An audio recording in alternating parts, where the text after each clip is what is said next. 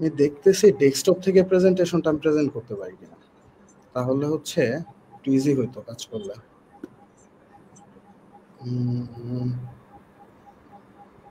কারণ আমি যখন স্লাইড প্লে করতেছিলাম,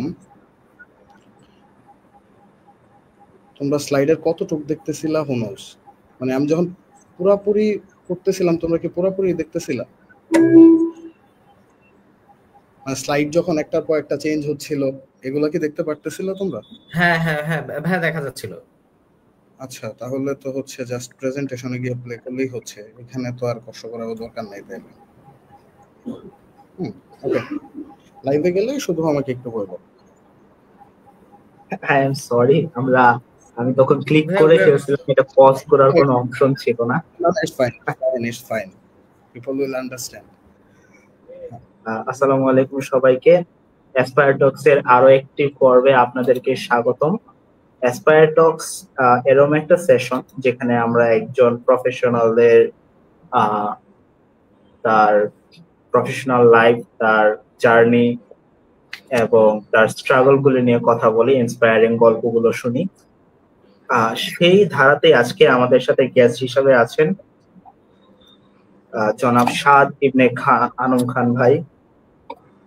উনি বর্তমানে অনেকেরই ড্রিম ডেস্টিনেশন নরওয়েতে আছেন।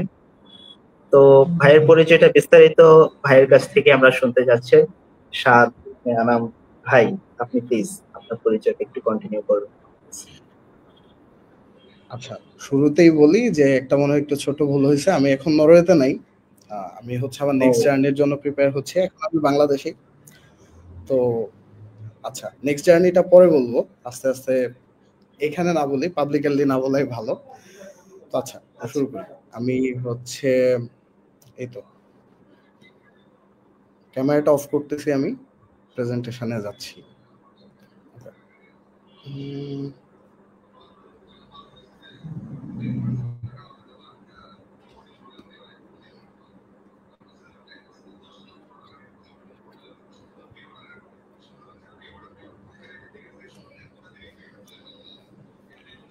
আচ্ছা, প্রেজেন্টেশনটা ঝামেলা করতেছে কেন?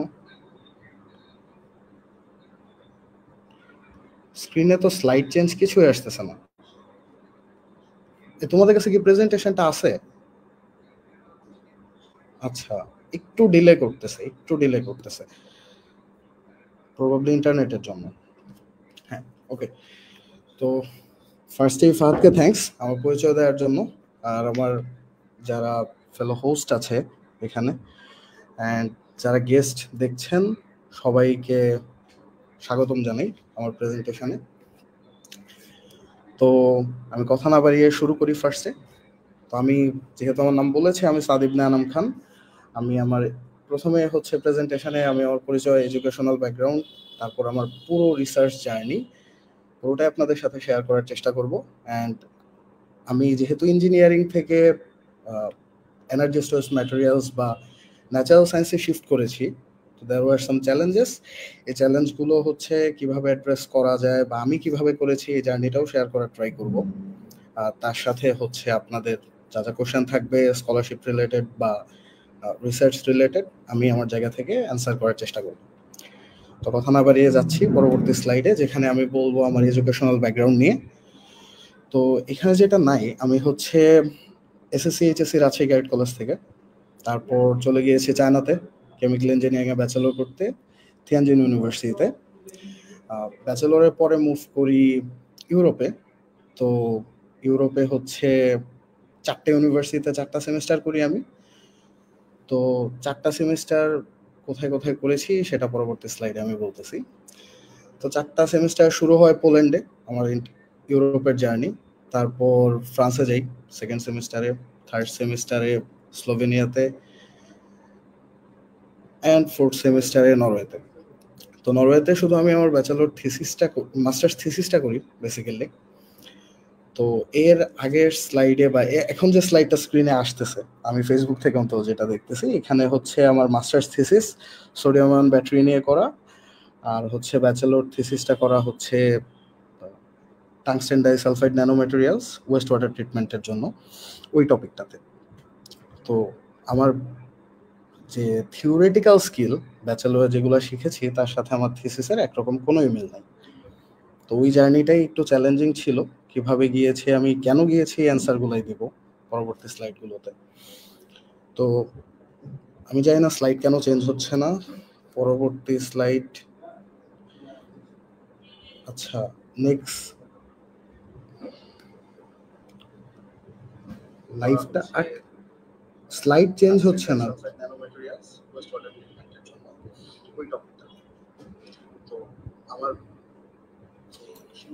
আমাদের এখানে দেখতে পাচ্ছি স্লাইড চেঞ্জিং।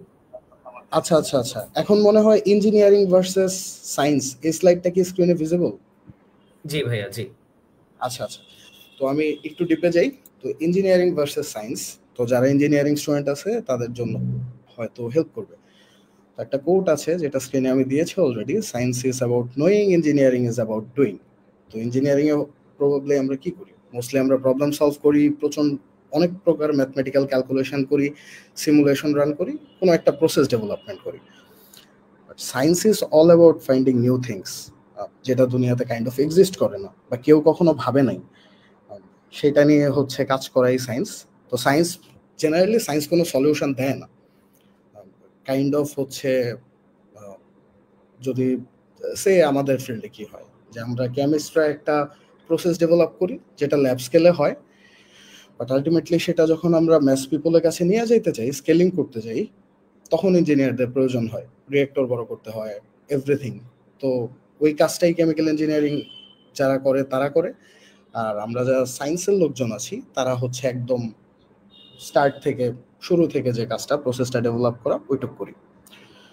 তো এই ছবিটা খুব ফানি অ্যান্ড আমার অনেক ফেভারিট, যে এই ছবিতে দেখা যায় কি যে দুটা চামচ হচ্ছে গ্লাসের সাথে আটকানো লাগবে, তো ইঞ্জিনিয়ারের মতো সলিউশন দিয়ে দিছে, সে হচ্ছে একটা টেপ এনে পেঁচায় দিছে। সায়েন্টিস্টের মনে হয়েছে যে দুনিয়াতে তো নাও এক্সিস্ট করতে পারে, ভিতরে একটা কয়েন আছে যেটা ছবিতে ভিজিবল না। তো সায়েন্টিস্টের কাছে যে রিসোর্স ছিল সে হচ্ছে ফোর্স ব্যালেন্স করে, এই ছবিতে অ্যাটলিস্ট যেটা দেখা যাচ্ছে, ফোর্স ব্যালেন্স করে কয়েনটাকে গ্লাসের সাথে আটকে দিয়েছে। লিভায়ালার্স, তাদের নিয়ে আমি কিছু না বলি। আর আমার কেসে মাঝে মধ্যেই গ্লাস ভেঙে যায়, সো কিছু করার নেই এটাতে, এই স্ট্রাগল হয়তো সবারই আছে। এরপরের স্লাইড যে আমি কেন চুজ করছি চেঞ্জ করতে, কারণ আমাদের দেশের পার্সপেক্টিভে আমরা ক্যারিয়ার চুজ করতে গেলে প্রবাবলি ছোটবেলায় সবাই দুইটা ক্যারিয়ারের কথাই ভাবি, বা আমাদের প্যারেন্টস অ্যাটলিস্ট পুশ করে আমাদের যে হয় ডক্টর হও নয়তো ইঞ্জিনিয়ার হও, এই দুটাই তো, আর তো কিছু না। তো সেম ট্র্যাপে আমিও কাইন্ড অফ পা দিয়েছিলাম, ট্র্যাপ বলবো না, ইঞ্জিনিয়ারিংকে ছোট করতেছে, কোনো ফিল্ডকে ছোট করার আমার কোনো ইচ্ছা নেই, ডোন্ট গেট মি রং। আমি চেঞ্জ করছি এই জন্য যে higher studies and research opportunity সায়েন্সে বেশি, লজিক্যালিও এটা বেশি হওয়ার কথা, কারণ research is all about finding new things, whereas engineering is doing some solution to existing problems using existing resources. So একটা এক্সাম্পল দিতে, যে আমি তো কোনো একটা ইন্ডাস্ট্রির জন্য প্রতিদিন প্রসেস ডেভেলপ করব না, প্রতিদিন ইন্ডাস্ট্রিয়াল ডিজাইন করব না, বাট আমাদের যদি নতুন কিছু আনতে হয়, বা আমরা প্রতিদিনই হয়তো নতুন কোনো একটা ম্যাটেরিয়াল খুঁজবো, বা নতুন কোনো একটা ফিজিক্সের ল খুঁজবো, যে লটা হচ্ছে পুরো সবকিছু চেঞ্জ করে দিতে পারে। তো এই কারণে হচ্ছে হায়ার স্টাডিজ বা রিসার্চে সায়েন্সের, পিওর সায়েন্স, ন্যাচারাল সায়েন্স যেটা, ওটার অপরচুনিটি একটু বেশি পিওর ইঞ্জিনিয়ারিং ফিল্ড থেকে, এই কারণেই আমার চেঞ্জ করা। তো যে চ্যালেঞ্জগুলো আমি ফেস করেছি, প্রথমেই দেখেছি আমার প্রচণ্ড থিওরিটিক্যাল নলেজে গ্যাপ আছে, কারণ ইঞ্জিনিয়ারিংয়ে আমরা মোস্টলি ম্যাথমেটিক্যাল কোর্সগুলো ডিল করছি, তারপর হচ্ছে প্রসেস ডেভেলপমেন্ট, এইসব জিনিসপত্র ডিল করা হয়েছে, বাট সায়েন্সের যে বেসিক থিওরিগুলো প্রয়োজন হয়, বুকস আফটার বুকস, এই জিনিসগুলো আমার নাই, মানে এগুলো ছিল না, এখন আছে হয়তো, কোনো। তো ইঞ্জিনিয়ারিং আর সায়েন্সের মানে রিয়েল ওয়ার্ল্ডের একটা ডিফারেন্স হচ্ছে, সায়েন্সে একটা মানুষ বেশি পড়াশোনা করে টাইম পার করে rather than actually doing something. ফার্স্টে আমি একটা কোট করেছিলাম যে engineering is all about doing, science is all about knowing.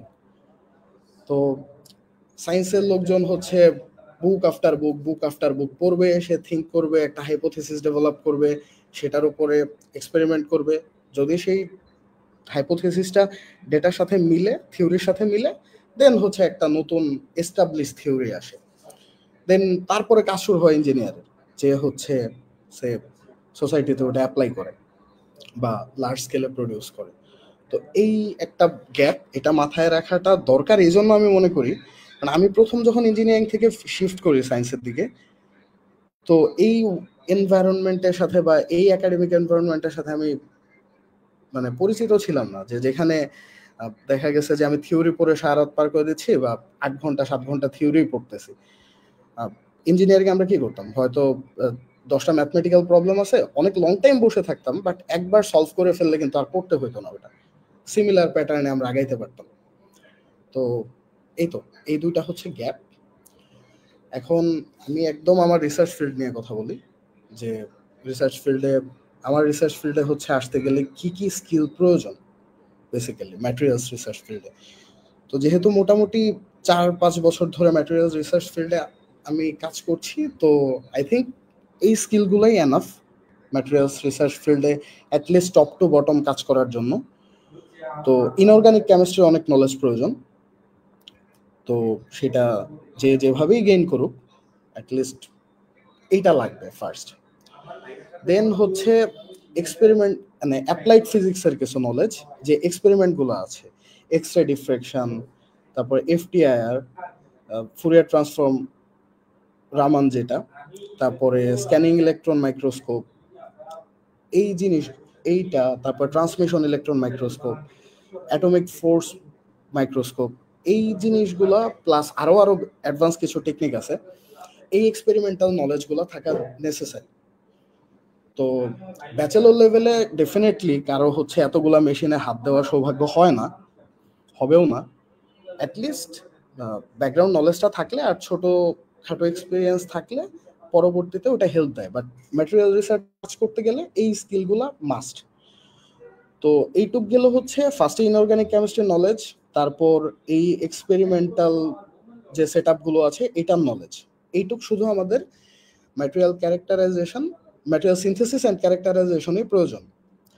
তারপরে আসি হচ্ছে অ্যাপ্লাইড ফিল্ডে। ম্যাটেরিয়ালস তো অনেক ফিল্ডে অ্যাপ্লাই করা যায়, সে আমি ফার্স্টে ওয়েস্ট ওয়াটার অ্যাপ্লাই করছি, দেন ব্যাটারি নিয়ে কাজ করছি যেটা এনার্জি স্টোরেজ, ফটোক্যাটালাইসিস অ্যাপ্লাই করা যায়, মাইক্রো ইলেকট্রনিক্স অ্যাপ্লাই করা যায়, দেয়ার লটস অফ ফিল্ডস। তো আমি যেগুলো নিয়ে কাজ করেছি সেগুলো থেকে যেটা দেখেছি, এনার্জি স্টোরেজে কাজ করতে গেলে আরো কিছু এক্সপেরিমেন্ট শিখতে হয়, সেটা হচ্ছে cyclic voltammetry, galvanostatic cycling, electrochemical impedance spectroscopy, আরো অনেক কিছু আছে। আমরা অপারেন্ডো এক্সাইডি নামে একটা এক্সপেরিমেন্ট করেছিলাম, তারপরে অনলাইন ইলেকট্রোকেমিক্যাল ম্যাস স্পেকট্রোমেট্রি করেছিলাম, এগুলা। বাট বেসিক হচ্ছে এই তিনটা, সাইক্লিক ভোল্টামেট্রি, তারপর হচ্ছে গ্যালভানোস্ট্যাটিক সাইক্লিং আর ইলেকট্রোকেমিক্যাল ইম্পিডেন্স স্পেকট্রোস্কোপি, এই তিনটা এনার্জি স্টোরেজের একদম বেস বলা যায়, এনার্জি স্টোরেজ রিসার্চের। এই তিনটা এক্সপেরিমেন্টের পেছনে এভরি থিওরি সবকিছু জানা অনেক নেসেসারি, অনেক না মানে মাস্ট এনার্জি স্টোরেজে কাজ করতে গেলে। ফটোক্যাটালাইসিসে কাজ করতে গেলে দুটো এক্সপেরিমেন্ট আসে, যে ফটোলুমিনেসেন্স আর হচ্ছে ইউভিভিস ডিআরএস অ্যানালাইসিস, যেটা হচ্ছে ডিফ্র্যাকশন রিফ্লেক্টেন্স স্পেকট্রোস্কোপি যেটা। তো এটা হচ্ছে ভিজিবল লাইটের আন্ডারে। তো এনে যদি বলি যে ফটোক্যাটালাইসিস অবশ্যই ভিজিবল লাইটের আন্ডারে করতে হবে, আদারওয়াইজ তো মানে কাজ হয় না। Visible light plus UV light, লাইটের আমাদের যে লাইটের স্পেকট্রামটা আছে এটার মধ্যে। তো এরপরে যদি কেউ ইলেকট্রনিক্সে করে, ইলেকট্রনিক্সের জন্য আমার এক্স্যাক্টলি জানা নেই কোন কোন হচ্ছে এক্সপেরিমেন্টগুলো প্রয়োজন, তো আমি ওইদিকে যাব না। আর ওয়েস্ট ওয়াটার ট্রিটমেন্টের জন্য আমরা হচ্ছে ইনঅর্গানিক ডাই হচ্ছে ডিগ্রেড করছিলাম, ওটার একটা এক্সপেরিমেন্ট আছে, অ্যাসিড ট্রিটমেন্ট, অনেক কিছুই হতে পারে। বাট ফার্স্ট বেসিক হচ্ছে যে এই দুইটা, ইনঅর্গানিক কেমিস্ট্রির নলেজ আর ম্যাটেরিয়াল ক্যারেক্টারাইজেশনের যে এক্সপেরিমেন্টগুলো, এই নলেজটা মাস্ট। বাকি অ্যাপ্লাইড ফিল্ড যে যার মতো শিখবে, ওইটা না থাকলেও মানে অ্যাটলিস্ট ব্যাচেলর লেভেলে কোনো প্রবলেম নাই, আস্তে আস্তে সেটা টাইমলে চলে আসে। আচ্ছা, আমার রিসার্চ ফিল্ডে আমি কি করি অ্যাকচুয়ালি, বা কিভাবে কাজ করি। প্রথমে হচ্ছে আমরা একটা ম্যাটেরিয়াল আইডেন্টিফাই করি। তো সিনথেসিস মেথড যদি পাই তাহলে ভালো, না হলে নিজেকে সিনথেসিস মেথড ডেভেলপ করতে হয়, এখানেই সায়েন্টিস্টের কাজ। তো সিনথেসিস মেথড ডেভেলপ করা, তারপর ম্যাটেরিয়ালটা টেস্ট করা, এভরি প্রপার্টি ম্যাটেরিয়ালের যতগুলা রিলিভেন্ট, অ্যাকচুয়ালি সব প্রপার্টি রিলিভেন্ট। মানে দেখা যায় যে হয়তো আমরা যদি ওটা কনস্ট্রাকশন ইউজ করতে চাই টেনসাইল স্ট্রেংথ জানতে হবে ম্যাটেরিয়ালের, আবার যে এনার্জি স্টোরেজ ইউজ করতে যাই ওটার চার্জ ট্রান্সপোর্ট ক্যাপাবিলিটি জানা লাগবে। তো depending on things material property test করতে হবে। তো আমি দুইটা ফিল্ডে অলরেডি কাজ করেছি ম্যাটেরিয়ালসের অ্যাপ্লাইড ফিল্ড, একটা হচ্ছে ব্যাটারি অ্যানোড, আরেকটা হচ্ছে ফটোক্যাটালাইসিস, যেটা ওয়েস্ট ওয়াটার ট্রিটমেন্টের জন্য বলেছি। তো এইখানে একটা সিক্রেট টিপস আমি দিয়েছি, যেটা হচ্ছে যে টু আইডেন্টিফাই দ্য প্যাটার্নস। এখানে খুব কমন একটা প্যাটার্ন আছে। ফার্স্টে হচ্ছে একটা, আমি জাস্ট কিছুই জানি না, আমি চাচ্ছি যে একটা কিছুতে কাজ করব ম্যাটেরিয়ালস নিয়ে। তো আমি ফার্স্টে কি করব, আমি ফার্স্টে যে হচ্ছে একটা ম্যাটেরিয়ালস নিব, আমি চেক করব যে ম্যাটেরিয়ালসটা ওই ফিল্ডে ইউজ হয়েছে কিনা। যদি ইউজ না হয় দেন তো হয়ে গেল, আমি হচ্ছে জাস্ট ওই ম্যাটেরিয়ালসটা নিয়ে ওই ফিল্ডে অ্যাপ্লাই করে দেব। তো অ্যাপ্লাই করতে গেলে যে এক্সপেরিমেন্টগুলো প্রয়োজন সেটা তো আগে বলেছি আমি। তো আরেকটা জিনিস হয় যে প্রত্যেকটা ফিল্ডের রিসার্চে কিছু প্যাটার্ন থাকে। যেমন আমি কাজ করেছি টিন সেলেনাইড নিয়ে, তো হয়তো দেখা গিয়েছে কেউ হচ্ছে টিন সালফাইড নিয়ে কাজ করেছে। তো টিন সালফাইডের পেপারটা বা রিসার্চটা যে প্যাটার্নে করা হয়েছে, যে এক্সপেরিমেন্টগুলো করা হয়েছে, আমি যদি এক্সাক্ট কাজটা টিন সেলেনাইডে করি তাহলে কিন্তু আমার কাজটা হয়ে যাচ্ছে। অ্যান্ড অ্যাকচুয়ালি ওইভাবেই মানে ওই প্যাটার্নটা আইডেন্টিফাই করার আগ পর্যন্ত রিসার্চটা অনেক কঠিন মনে হয়, বাট ওই প্যাটার্নটা আইডেন্টিফাই করতে পারলে রিসার্চ করা I don't think it's very difficult. Hard work time তো লাগবেই, যেটা সব কাজেই লাগে, বাট যে হার্ডওয়ার্ক করেও সামটাইমস যখন কিছু হয় না, ওই রকম কিছু না, যে কাজটা ইজিলি করা পসিবল আমি মনে করি। তো এই তো এখানের মেইন টেক অ্যাওয়ে যে try to identify the patterns. তো এই হচ্ছে আমার স্লাইড, আমি এর বেশি বাড়াবো না, বাকিটা আমি কোশ্চেন অ্যান্ড অ্যান্সারে নিয়ে যাব। কারণ স্কলারশিপ রিলেটেড যে কোশ্চেন মানে যদি কারো জিজ্ঞাসা থাকে বা রিকমেন্ডেশন লেটার এসওপি এভরিথিং নিয়ে যদি জিজ্ঞাসা থাকে, আই থিঙ্ক এটা কোশ্চেন অ্যান্ড অ্যান্সারে করলেই ভালো হবে, কারণ স্লাইডে হয়তো অনেক কিছু মিসিং হয়ে যাবে, যে কারণে আমি ওটার জন্য স্লাইড করতে চাই না। এই তো thank you everyone, specially the hosts and also the guests. ধন্যবাদ ভাই। এই এসওপি বা স্কলারশিপের ব্যাপারে যাওয়ার আগে আমি আপনার ব্যাচেলর্স এর যে থিসিসটা আছে এটা নিয়ে একটু জানতে চাচ্ছি যে টাংস্টেন ডাইসালফাইড আপনারা ওয়েস্ট ওয়াটার ট্রিটমেন্টের যেটা অ্যাকচুয়ালি কিভাবে ইউজ করেছেন বা এই ন্যানোম্যাটেরিয়ালসটা আপনি কোন ওয়েতে ডেভেলপ করেছিলেন? আচ্ছা, হ্যাঁ, এইটা ফার্স্টে এই যে এখানে যেটা বলেছিলাম যে এই যে প্রসেস, ফার্স্টে identify the materials for your relevant application. তো এখানে আমার অ্যাপ্লিকেশন কি ছিল, ডাই রিমুভাল। একদম বেসিকে যদি যাই, আমি ডাই রিমুভাল। তো আমি কোন প্রসেসে ডাই রিমুভ করবো, আমি বিভিন্ন প্রসেসে করতে পারি। একটা হচ্ছে ফিল্টার করতে পারি, ডাই অবশ্য ফিল্টার রিমুভ হয় না, যে আমি কিছু একটা রিমুভ করবো, তো আমি ফিল্টার করতে পারি, সেটা আমি ইভাপোরেট করতে পারি, lot of things can be done. তো আমরা যেটা চুজ করেছিলাম ফটোক্যাটালাইসিস দিয়ে আমরা হচ্ছে এটা রিমুভ করবো, কারণ ফটোক্যাটালাইসিসে কোনো প্রকার হচ্ছে প্রয়োজন নাই অ্যাকচুয়ালি, যে কোনো এনার্জি ইউজ করার প্রয়োজন পড়ে না। তো ফার্স্টে হচ্ছে টাংস্টেন ডাইসালফাইড কিভাবে ডেভেলপ করেছি আমরা, এটার জন্য আমরা পুরোপুরি আমি হচ্ছে একটা পিএইচডি স্টুডেন্টের আন্ডারে কাজ করেছিলাম। তো আমরা দুইজন মিলে একটা সিনথেসিস মেথড ডেভেলপ করি। তো এই মেথডের মধ্যে আমরা হচ্ছে যারা ন্যানোমেটেরিয়ালস নিয়ে কাজ করে তারা জানবে, হাইড্রোথার্মাল ট্রিটমেন্ট নামে একটা প্রসেস আছে। তো আমরা হাইড্রোথার্মাল ট্রিটমেন্ট ইউজ করি টাংস্টেন ডাইসালফাইড সিনথেসিসের জন্য। হাইড্রোথার্মালে সিনথেসিস করি, দেন হচ্ছে সেটাকে আমরা পার্শিয়ালি অক্সিডাইজ করি একটা হেটেরো স্ট্রাকচার বানানোর জন্য। Tungsten disulphide and tungsten oxide এই দুইটার একটা হেটেরো স্ট্রাকচার বানাই আমরা। তো হেটেরো স্ট্রাকচারটা বানানো হয়েছিল মেইনলি ব্যান্ড গ্যাপ ইঞ্জিনিয়ারিং এর জন্য। তো ওইটা তো ডিপ সায়েন্স, যদি যাওয়া প্রয়োজন হয় আমি যাচ্ছি। তো সেটার পরে আমরা অ্যাজ এ ফটোক্যাটালিস্ট আমাদের হচ্ছে পিওর টাংস্টেন ডাইসালফাইড যেটা বাজারে কিনতে পাওয়া যায়, সেটা বল মিলিং একটা প্রসেস, জাস্ট গুঁড়ো করা, যেটা বল মিলিং করে আমরা ইউজ করে দেখেছি ওটার প্রপার্টি কেমন, আমাদের সিনথেসিস করাটার প্রপার্টি কেমন। প্লাস হচ্ছে আমরা যে পার্শিয়ালি অক্সিডাইজ করলাম, একটা হেটেরো স্ট্রাকচার হইলো টাংস্টেন ডাইসালফাইড টাংস্টেন অক্সাইডের, সেইটার প্রপার্টি কেমন, আবার পিওর টাংস্টেন অক্সাইডের প্রপার্টি কেমন, সেই চারটা আমরা টেস্ট করলাম, কম্পেয়ার করলাম অ্যাজ এ ফটো ক্যাটালিস্ট। তো ফটো ক্যাটালিস্ট হিসাবে কিভাবে ইউজ করেছি, বেশ কিছু এক্সপেরিমেন্ট ছিল। আমরা জাস্ট একটা সলিউশনের মধ্যে কিছু ডাই ছিল, ডায়ের উপর এই এই আমাদের যে পাউডারগুলো ছিল ন্যানোমেটেরিয়ালসের, এই পাউডারগুলো মানে ছিটিয়ে দিয়েছি, ডিসপার্স করে দিয়েছি, অ্যান্ড ওটা সানলাইটে রেখে দিয়েছি। ইট ওয়াজ এভরিথিং, মানে ওয়েস্ট ওয়াটার ট্রিটমেন্টের জন্য। বাট তার আগের যে স্টেপগুলো ছিল, ফার্স্টে ম্যাটেরিয়াল সিনথেসিস, দেন হচ্ছে টেস্টিং, এই যে এখানে এই স্লাইডে যেটা আছে যে testing properties for relevant application. তো আমাদের হচ্ছে এই জন্য কি লাগতো, সারফেস এরিয়া লাগতো, ব্যান্ড গ্যাপের মেজারমেন্ট লাগতো, তারপরে হচ্ছে সে মরফোলজিটা প্রয়োজন ছিল, কোন মরফোলজি আমাকে বেটার রেজাল্ট দিচ্ছে অ্যাজ এ ফটো ক্যাটালিস্ট, এই প্রপার্টিগুলো আমরা টেস্ট করি। তারপর তো বাকিটা অ্যাপ্লিকেশন তো বললাম যে আমরা কিভাবে অ্যাপ্লিকেশন করেছি। দেন আমরা একটা কম্পারেটিভ ডেটা অ্যানালাইসিস করি যে কোনটা হচ্ছে বেটার আমাদের রেজাল্ট দিয়েছে। দ্যাটস ইট, এইটুকুই। এই বিভিন্ন টেস্টিং প্রপার্টি যে এগুলো করার আগে, মানে ফিজিক্যালি করার আগে আপনারা কি সিমুলেশন রান করেছিলেন বিভিন্ন ব্যান্ড গ্যাপ বা এইসব প্রপার্টি দেখার জন্য?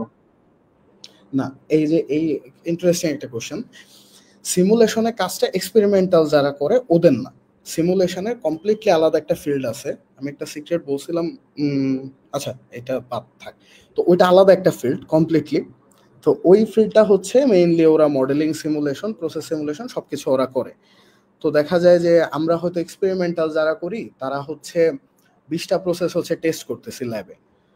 তো যারা সিমুলেশন করে তারা এই 20টা process, recently machine learning add হয়েছে ওটার সাথে, তো মেশিন লার্নিং বা প্রেডিক্টিভ এআই দিয়ে হচ্ছে একটা রেজাল্ট বের করার ট্রাই করে, যেটা বেস্ট রেজাল্ট দেয় ওটা যে তারা এক্সপেরিমেন্ট করে। বাট মোস্টলি হচ্ছে সিমুলেশন। ওপেনহাইমার সিনেমা তো আই হোপ সবাই দেখছে এখানে, তাই না? I believe so. তো ওপেনহাইমার একটা ইনসিডেন্ট ঘটে সুন্দর। থিওরিটিক্যালি ওপেনহাইমার যখন ক্যালকুলেট করে যে ফিশন পসিবল না, তো তখন হচ্ছে ওই সিনেমায় 30টা নোবেল উইনারকে দেখানো হয়েছে বাই দ্য ওয়ে। তো ওইখানে কে থাকে, আর্নেস্ট লরেন্স। তো আর্নেস্ট লরেন্স সেটা বলে যে there is a problem in the next room.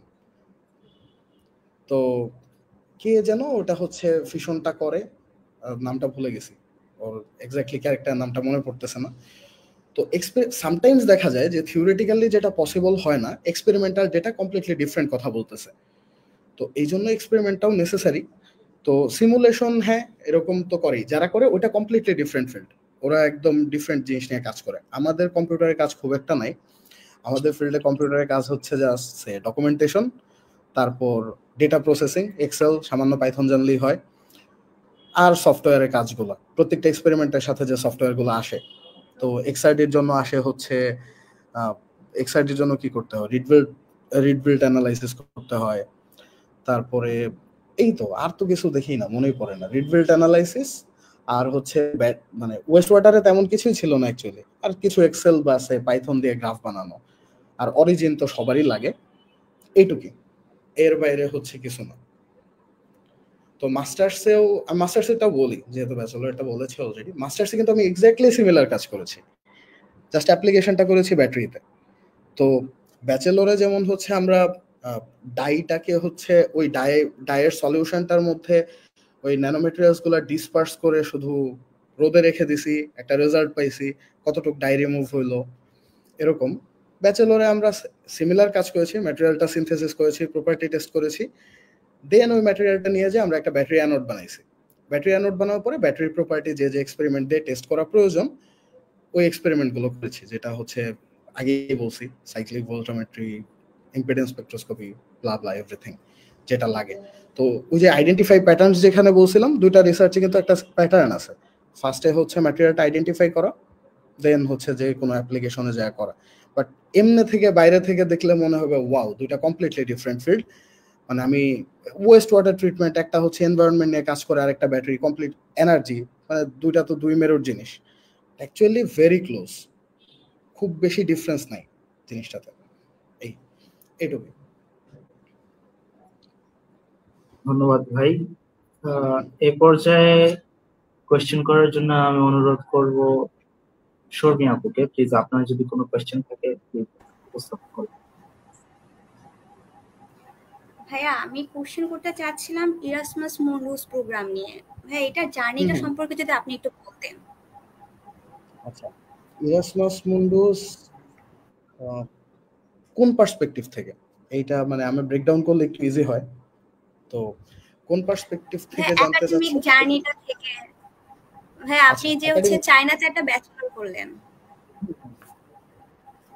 আচ্ছা, চায়না থেকে ইরাসমাস মুন্ডাস ডিফারেন্স এভরিথিং আমি বলতেছি। ইরাসমাস মুন্ডাসের সব থেকে বড় চ্যালেঞ্জ হচ্ছে মোবিলিটি। একটা রিয়েল ওয়ার্ল্ডের কথা হচ্ছে, যেমন আমি 4টা দেশে 4টা সেমিস্টার করছি, তার জন্য আমাকে 4টা দেশে ভিসা প্রসেসিং এ যেতে হয়েছে। এন্ড আমার মানে বছরে তো 12টাই মাস, তাই না? তো একটা দেশে হচ্ছে সেমিস্টার করলে দেখা যায় যে 6 মাস করে টাইম পাওয়া যায়, রাফলি 4.5 মাস 5 মাস করে টাইম পাওয়া যায়। তো আমরা দেখা যায় তো একটা ইউনিভার্সিটিতে যাওয়ার পরে ভিসা প্রসেস করে সবার অ্যারাইভাল হইতে হইতে রাফলি 1.5 মাস নাই, বা সে 1 মান্থ 15 ডেজ নাই। এখন আমি কিন্তু এই টাইমটা কম পাইছি যে সেমিস্টারটা কমপ্লিট করার জন্য, তো আমাকে ওই টাইমের মধ্যে সেমিস্টারটা কভার করতে হয়েছে। তো মোবিলিটি একদিক থেকে দেখতে অনেক ভালো, খুবই লুক্রেটিভ, আবার একদিক থেকে বিশাল একটা চ্যালেঞ্জ। যে প্রতিটা, যেমন আমি হচ্ছে স্লোভেনিয়ার ভিসা নেওয়ার স্টোরিটা বলি। আমি হচ্ছে ফ্রান্স থেকে সেমিস্টারটা শেষ করলাম, ইট ওয়াজ হেক্টিক। বাংলাদেশে ব্যাক করলাম, 2 মাসের মতো থাকলাম, ভিসা ইন্টারভিউ দিয়ে চলে আসলাম।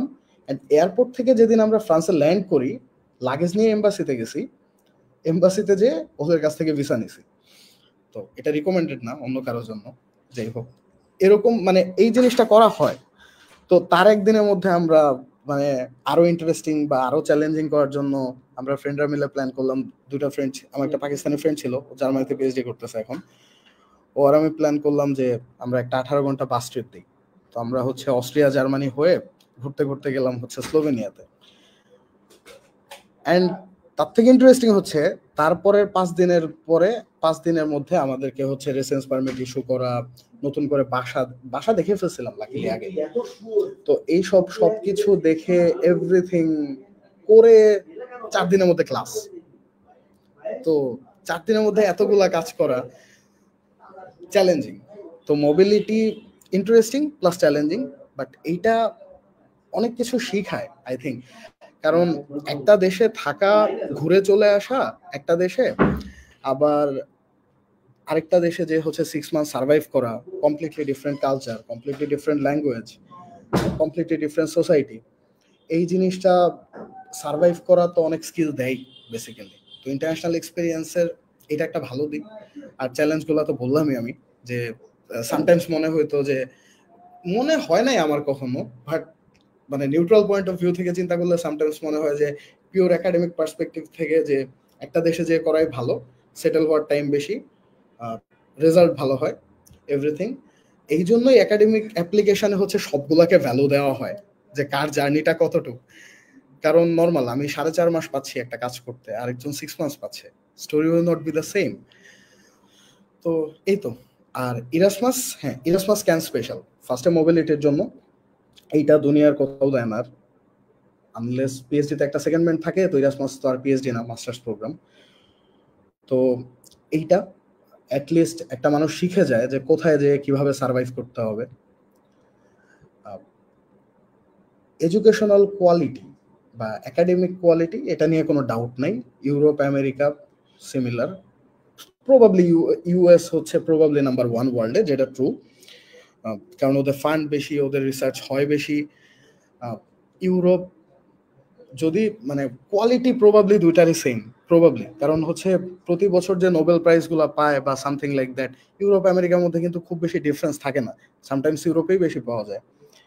তো ওদের রিসার্চের কোয়ান্টিটিটা একটু কম আমেরিকার থেকে, but you can say close, দুইটাই সিমিলার। তো মাস্টার্সের জন্য ওয়ার্থ ইট কিনা? হ্যাঁ ডেফিনেটলি ওয়ার্থ ইট। কারণ হচ্ছে ইরাসমাসে যে ফ্যাসিলিটিগুলো দিয়ে পড়াচ্ছে একটা স্টুডেন্টকে, ফুল স্কলারশিপ পাইলে তো কথাই নেই, নিজের পকেট থেকে 1 টাকা খরচ হইতেছে না, এতগুলা দেশে ফ্রি ফ্রি ঘোরা হইতেছে। আর হ্যাঁ চ্যালেঞ্জেস ডেফিনেটলি আছে, বাট মজার পার্টগুলো হচ্ছে ওইটা যে এত, যেমন আমাদের মাস্টার্সে হচ্ছে 28 জন ছিলাম আমরা, 28 জনই পিএইচডি তে জয়েন করেছে। আমি এখনো করি নাই বাই দ্য ওয়ে, যাই হোক একটা সিক্রেট বের হয়ে গেল। তো যেটা বলতে চাইনি এটাতে। তো 28 জনই পিএইচডিতে জয়েন করেছে প্রফেশনাল জার্নিতে। তো এখন একটা ইন্টারেস্টিং বিষয় হচ্ছে যে 28টা রিসার্চার কোন জায়গায় যে পাওয়া যায়, যে যারা সবাই রিসার্চে যাবে বা আমার সেম পাথে হাঁটতেছে।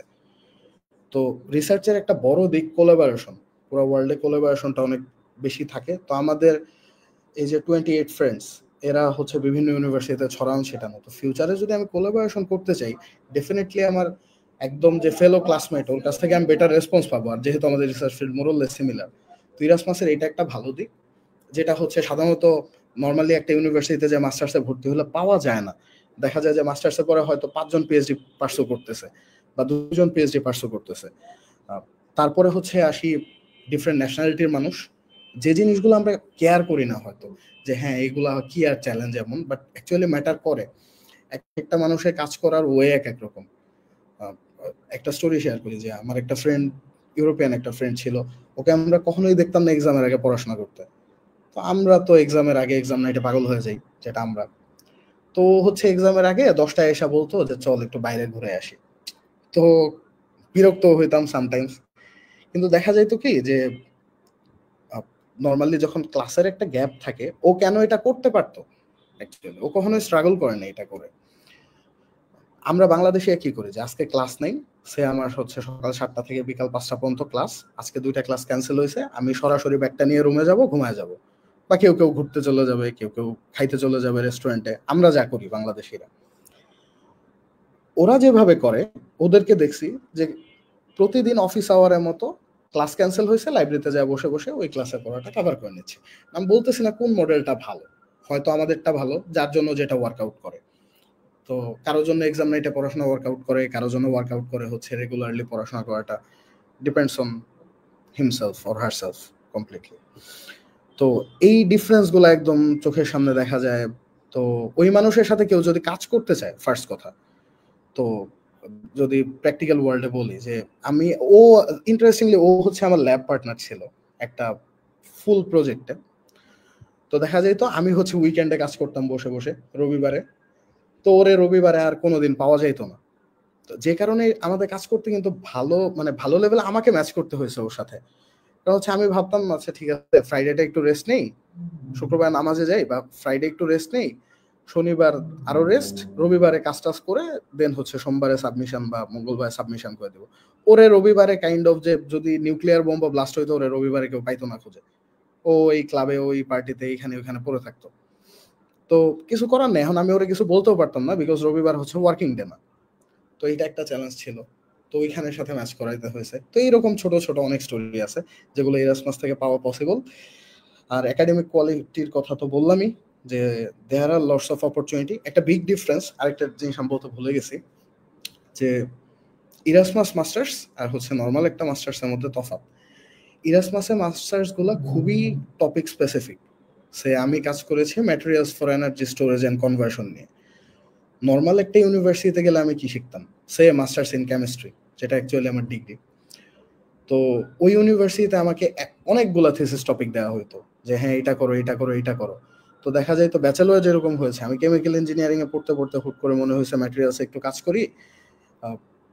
আমার কিন্তু কোনো কোর্স ছিল না ম্যাটেরিয়ালস রিলেটেড। তো আমি যদি ফার্স্ট থেকে ওয়েস্ট ওয়াটার ট্রিটমেন্টের একটা প্রসেসে পড়তাম, আমার ওই 4 ইয়ার্স কিন্তু বেটার ইউজ হইতো। তো ইরাসমাস মাস্টার্সে এটা একটা ভালো দিক। আমি ডিসাইড করেছি আমি ব্যাটারি ফিল্ডে কাজ করব। আমার সম্পূর্ণ থিওরিটিক্যাল নলেজ এই ব্যাটারি ফিল্ডের জন্যই আমাকে দেওয়া হয়েছে। Battery, super capacitor, fuel cell, whatever you can think. এই এর বাইরে আমাদের কোনো নলেজগুলো দেওয়া হয় নাই। প্লাস হচ্ছে প্রত্যেকটা অ্যাপ্লাইড ফিল্ড কিন্তু যে অনেকটা ইন্টারকানেক্টেড, অনেকগুলা ফিল্ড থেকে ছোট ছোট ছোট ছোট নলেজ নিতে হয়। যেমন ওই যে বললাম তখন যে অ্যাপ্লাইড ফিজিক্সের এক্সপেরিমেন্টগুলো, বা সে অ্যানালিটিক্যাল কেমিস্ট্রি কিছু এক্সপেরিমেন্ট লাগে। তো কোনো একটা সিঙ্গেল ফিল্ড কখনোই একটা অ্যাপ্লাইড ফিল্ডকে কাভার করে না, সবকিছু প্রয়োজন পড়ে একটা একটা করে। তো ইরাসমাস মাস্টার্সে এইটা একটা ভালো দিক। তো আমি জানি এখানে হচ্ছে আরেকজন পডকাস্ট করছিল, উনি হচ্ছে আমার ইউনিভার্সিটির রুমমেট ছিল, তায়াবুর রহমান ভাই। উনি হচ্ছে চায়নাতে আমার ইউনিভার্সিটির রুমমেট ছিল। তো ভাইয়ের জার্নিটাও তো অনেক ইন্টারেস্টিং। ওনার থেকে যদি আমি এক্সাম্পল দিই, ভাই হচ্ছে কমপ্লিটলি একজন কোডার ছিল, সেখান থেকে উনি হেলথ কেয়ারে শিফট করছে। তো উনি যদি নর্মাল একটা ইউনিভার্সিটিতে মাস্টার্স করতো, উনি যে নর্মাল ইউনিভার্সিটিতে মাস্টার্স করতো, উনি হয়তো এটা থিঙ্কই করতো না কখনো। আচ্ছা ঠিক আছে, কোডিং থেকে health care, how does it sound even. তো ইরাসমাস মাস্টার্সে যেটা সুবিধা হয়েছে, ওনার কোডিং স্কিলগুলো ছিল, সেটাও লাগতো। অ্যান্ড এক্স্যাক্টলি ওনাকে কিন্তু অ্যানাটমি পড়তে হয়েছে, ভাই প্রবাবলি বলছে অ্যানাটমি পড়তে হয়েছে, ডাক্তাররা যেগুলো পড়ে বসে বসে। তো এতে সুবিধা হয়েছে কি, যে ভাই যখন পিএইচডি অ্যাপ্লিকেশন করতেছে, ভাব মানে অ্যাপ্লিকেশন তো ফিল্ডগুলো আছেই, নাইলে তো আর প্রোগ্রামগুলো করতো না। প্রোগ্রামের স্পন্সরগুলো তো হয় কোনো বিগ কোম্পানি থাকে বা আদার্স যা যা থাকে। এখন ওই কোম্পানি কাকে পিক করবে ফার্স্ট, মানে বা ওই একটা প্রফেসর, সে ওই ফিল্ড নিয়ে কাজ করে, সে আমি ব্যাটারি নিয়ে কাজ করি, আমার কাছে একটা স্টুডেন্ট আসছে যে হচ্ছে সে কেমিস্ট্রিতে পড়তেছে, থিওরিটিক্যাল কেমিস্ট্রিতে, আরেকটা স্টুডেন্ট আসছে যার পড়াশোনা কমপ্লিটলি ব্যাটারি ফোকাসড, আমার জন্য তো ওরে নিলে বেটার, সুবিধা ওরে নিয়ে কাজ করা। তো ইরাসমাসটা এই দিক দিয়ে খুবই ভালো, অ্যান্ড আমি মনে করি ওয়ার্ল্ডস বেস্ট এই দিক দিয়ে। জাস্ট এটা আমার ওপিনিয়ন যে ওয়ার্ল্ডস বেস্ট এই দিক দিয়ে, যে স্পেসিফিক। অ্যান্ড এটার আমি বলবো না খারাপ দিক আছে, কারণ ব্যাচেলর পরে people become matured enough to choose their own field, আমি মনে করি অ্যাটলিস্ট। কারণ ব্যাচেলর পরে তো ভুল করার সুযোগ আসলে কমই বলা যায়, বা ভুল করে ফেললেও যে ঠিক আছে যেটা করে ফেলছি তো ফেলছি, এই ফিল্ডে আমি পড়ে থাকি। তো এই আর কি, এইটা ইরাসমাসের ব্যাপারে এইটুকুই। আর কি কি জানা আছে জিজ্ঞেস, ওয়েলকাম, আমি ওয়েলকাম করব। অনেক ভাইয়া ধন্যবাদ আমি ভাইয়া। ইরাসমাস আমি তো এখন শাহ ওয়ালিউল্লাহ বাইজিদের কাছে যেতে চাচ্ছি। তার হচ্ছে অনেক কোশ্চেন আছে ইরাসমাস নিয়ে, হচ্ছে আপনাকে কোশ্চেন করবেন। হ্যাঁ শিওর শিওর শিওর। আসসালামু আলাইকুম ভাইয়া, ইরাসমাস মুন্ডুস নিয়ে আরেকটু ডিপলি জানতে চাচ্ছিলাম। There are lots of questions, আপনি নিজে থেকে অ্যানসার করেছেন, thank you so much. But application process নিয়ে যদি একটু জিজ্ঞেস করি, can you share what made your application so strong? মানে আপনি কি ফিল করতে পারেন যে এই এক্সাক্ট জিনিসটার কারণে অ্যাপ্লিকেশনটা সো স্ট্রং হয়েছে? আরেকটা ব্যাপার, কম্বাইনিং ওয়েতে অ্যানসার দিতে পারেন। আরেকটা ব্যাপার, আমরা জানি যে এসওপি আমরা লিখি, রিকমেন্ডেশন লেটার টিচাররা লিখে। সো এখন এসওপি তো আমরা লিখছি এবং সেখানে আমার রাইটিং স্টাইলটা অনেক ম্যাটার করছে এবং they are observing how I am writing. But recommendation লেটারটা টিচার দ্বারা লেখা হচ্ছে এবং টিচারকে তো তারা অ্যাডমিট করছে না, অ্যাডমিট করছে আমাকে। সো টিচারের রাইটিং স্টাইল কি এখানে অবজার্ভ করা হয় কিনা, মানে উনার লেখার মধ্যে ইনফরমেশন থাকবে আমার সম্পর্কে অবশ্যই, তবে সেই ইনফরমেশনটাকে কত সুন্দর ওয়েতে সেই স্ট্রাকচার করতে পারছে, ওইটা দিয়ে আমাকে জাজ করা হয় কিনা যে আমি কার থেকে মেন্টরশিপ পেয়েছি। এই ব্যাপারগুলো যদি অ্যাপ্লিকেশন প্রসেসের ছোটখাটো ম্যাটেরিয়ালস গুলো যদি বলতেন। আচ্ছা, ফার্স্টলি হচ্ছে আমি তো কখনো হচ্ছে ইরাসমাসের অ্যাপ্লিকেশন জাজ করিনি, তো এত আমি এটা বলতে পারবো না যে রিকমেন্ডেশন লেটারটা কিভাবে জাজ করা হয়। বাট আমি যতদূর জানি, আমার টিচারদের সাথে কথা বলছি বা সিলেকশন কমিটির সাথে কথা বলেছি, এইটুক থেকে আমি অ্যান্সার করার ট্রাই করতেছি কোশ্চেনগুলো, এন্ড আই থিংক আমি অ্যান্সার করতে পারবো।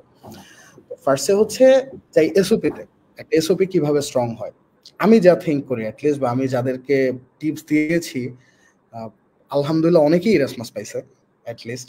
মানে জানি না কতটুকু ফলো করছে, বাট অ্যাটলিস্ট আমার মনে হয়েছে যতটুকু টিপস আমি দেওয়া দরকার দিছি, তো that help them at least they know that.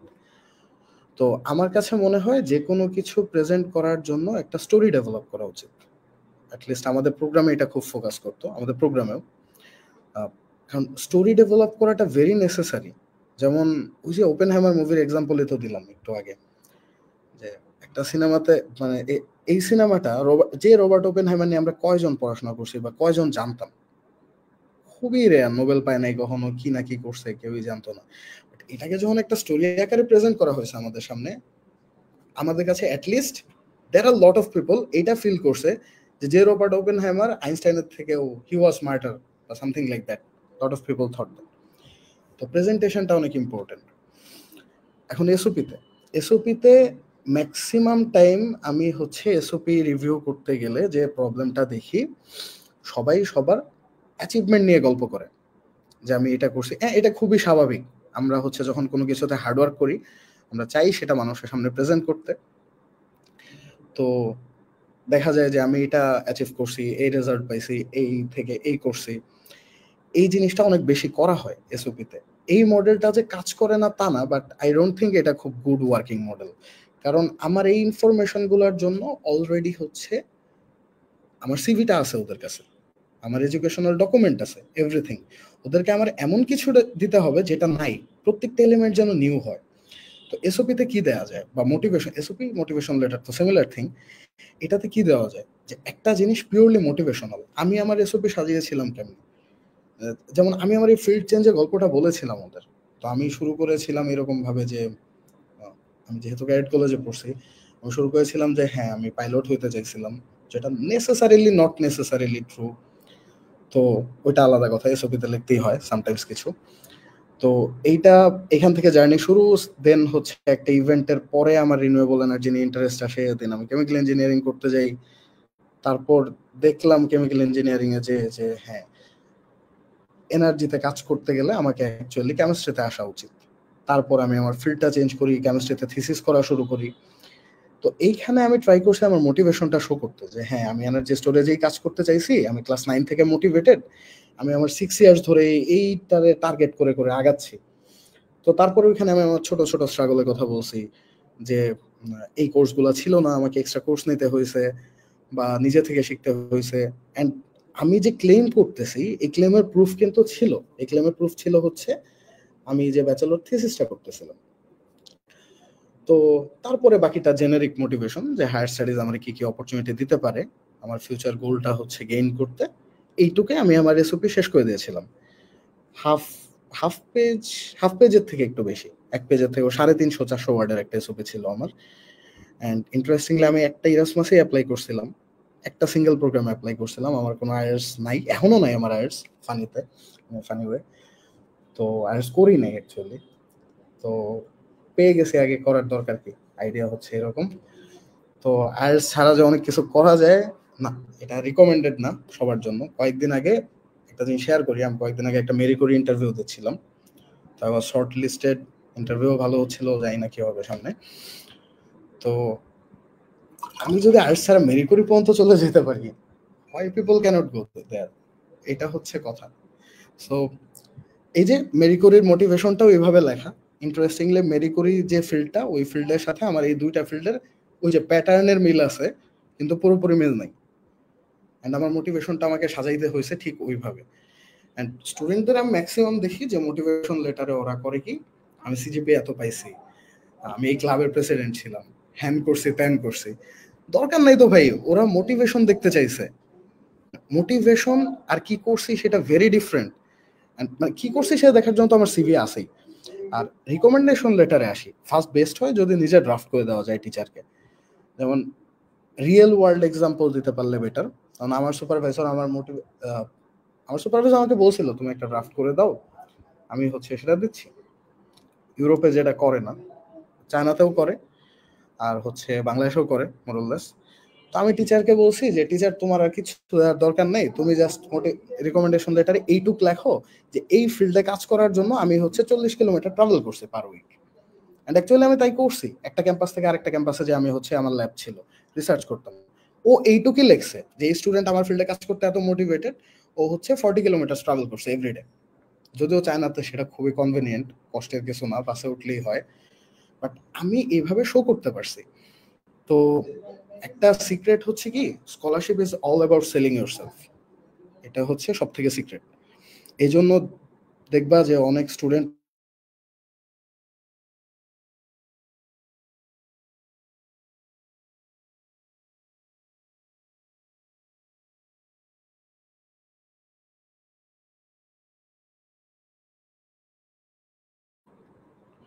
Sorry মনে হয় ডিসকানেক্ট হয়েছিল। তো ভালো অনেক স্টুডেন্ট, আমি কোথায় শেষ করছিলাম, মানে কদ্দূর শুনছিলা তোমরা, যদি একজন একটু অ্যাসিস্ট করো। Scholarship is all about selling yourself. আচ্ছা হ্যাঁ, এই জন্য দেখবা যে অনেক ভালো স্টুডেন্ট, অনেক ভালো রেজাল্ট আছে, ওরা হচ্ছে স্কলারশিপ পাইতে অনেক লেট হয় বা পায় না বা অনেক ডিলে হয়। আবার অনেক স্টুডেন্ট দেখবা যে অনেক সিজিপিএ হয়তো একটু লো আছে বা কোনো একটা কিছু শর্ট আছে, সেটা থেকে অনেক ভালো স্কলারশিপও গ্র্যাব করতেছে। তো স্কলারশিপের আইডিয়া যেটা বললাম যে selling yourself and it's all about making a story. আমি মনে করি যে তোমরা যদি রিসেন্টলি বলবো, হ্যাঁ রিসেন্টলি প্রফেসর ইউনুস হচ্ছে ক্লিনটন ফাউন্ডেশনে একটা স্পিচ দিয়েছিল কয়দিন আগে, মানে জুলাই মাসের পরে, গত বছর জুলাইয়ের পরে।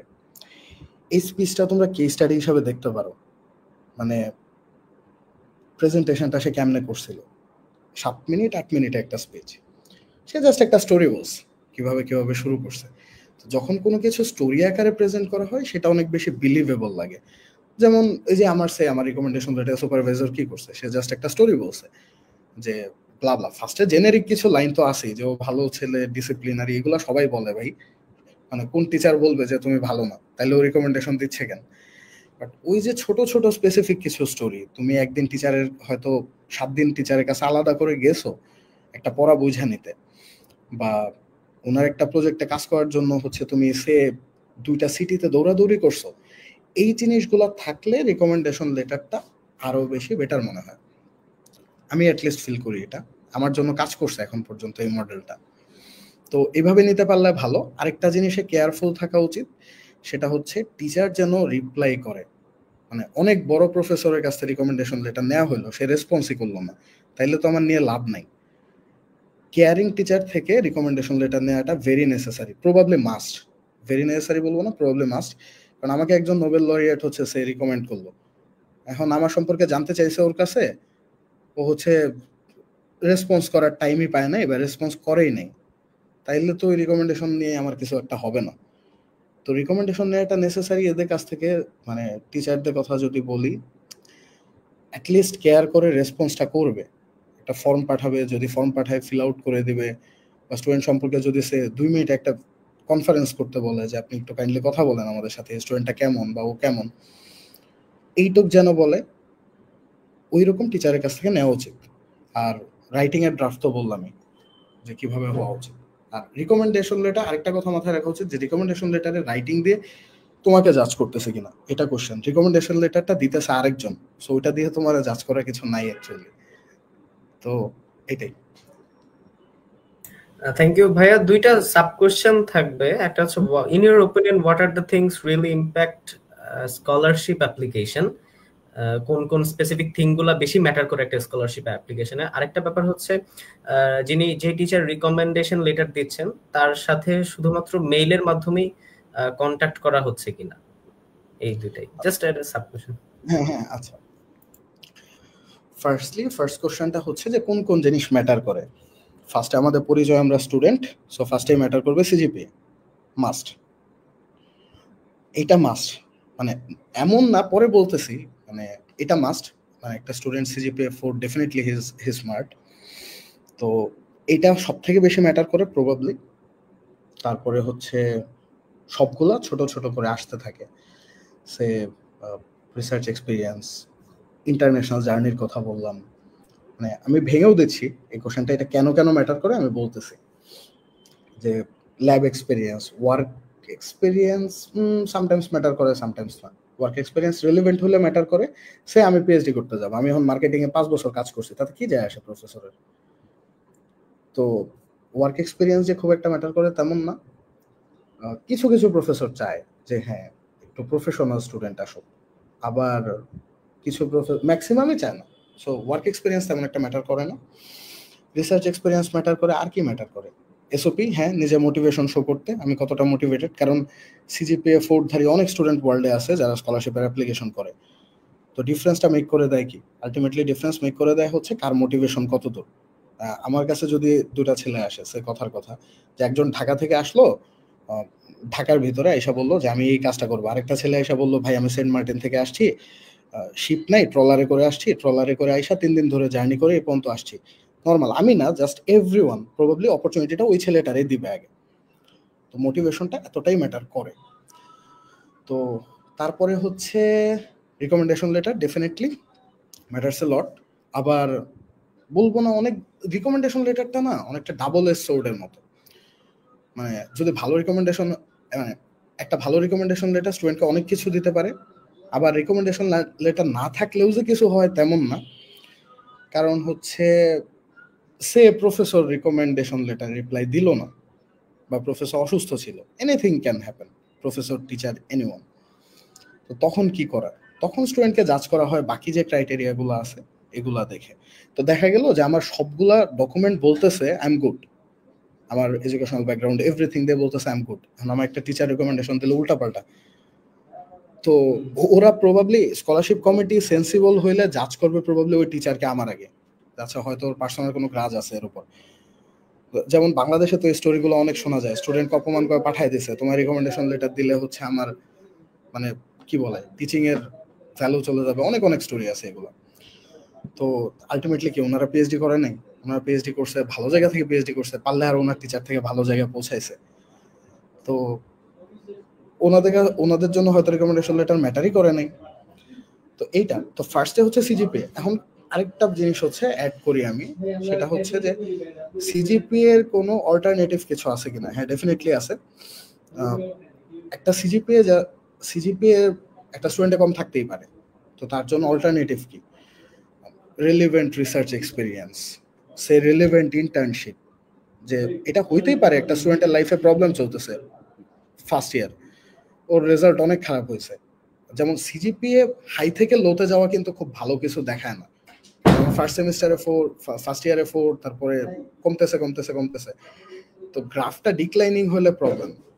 যদি এরকম হয় যে ফার্স্টে লো আস্তে আস্তে আস্তে আস্তে বাড়তেছে, that's is a good thing.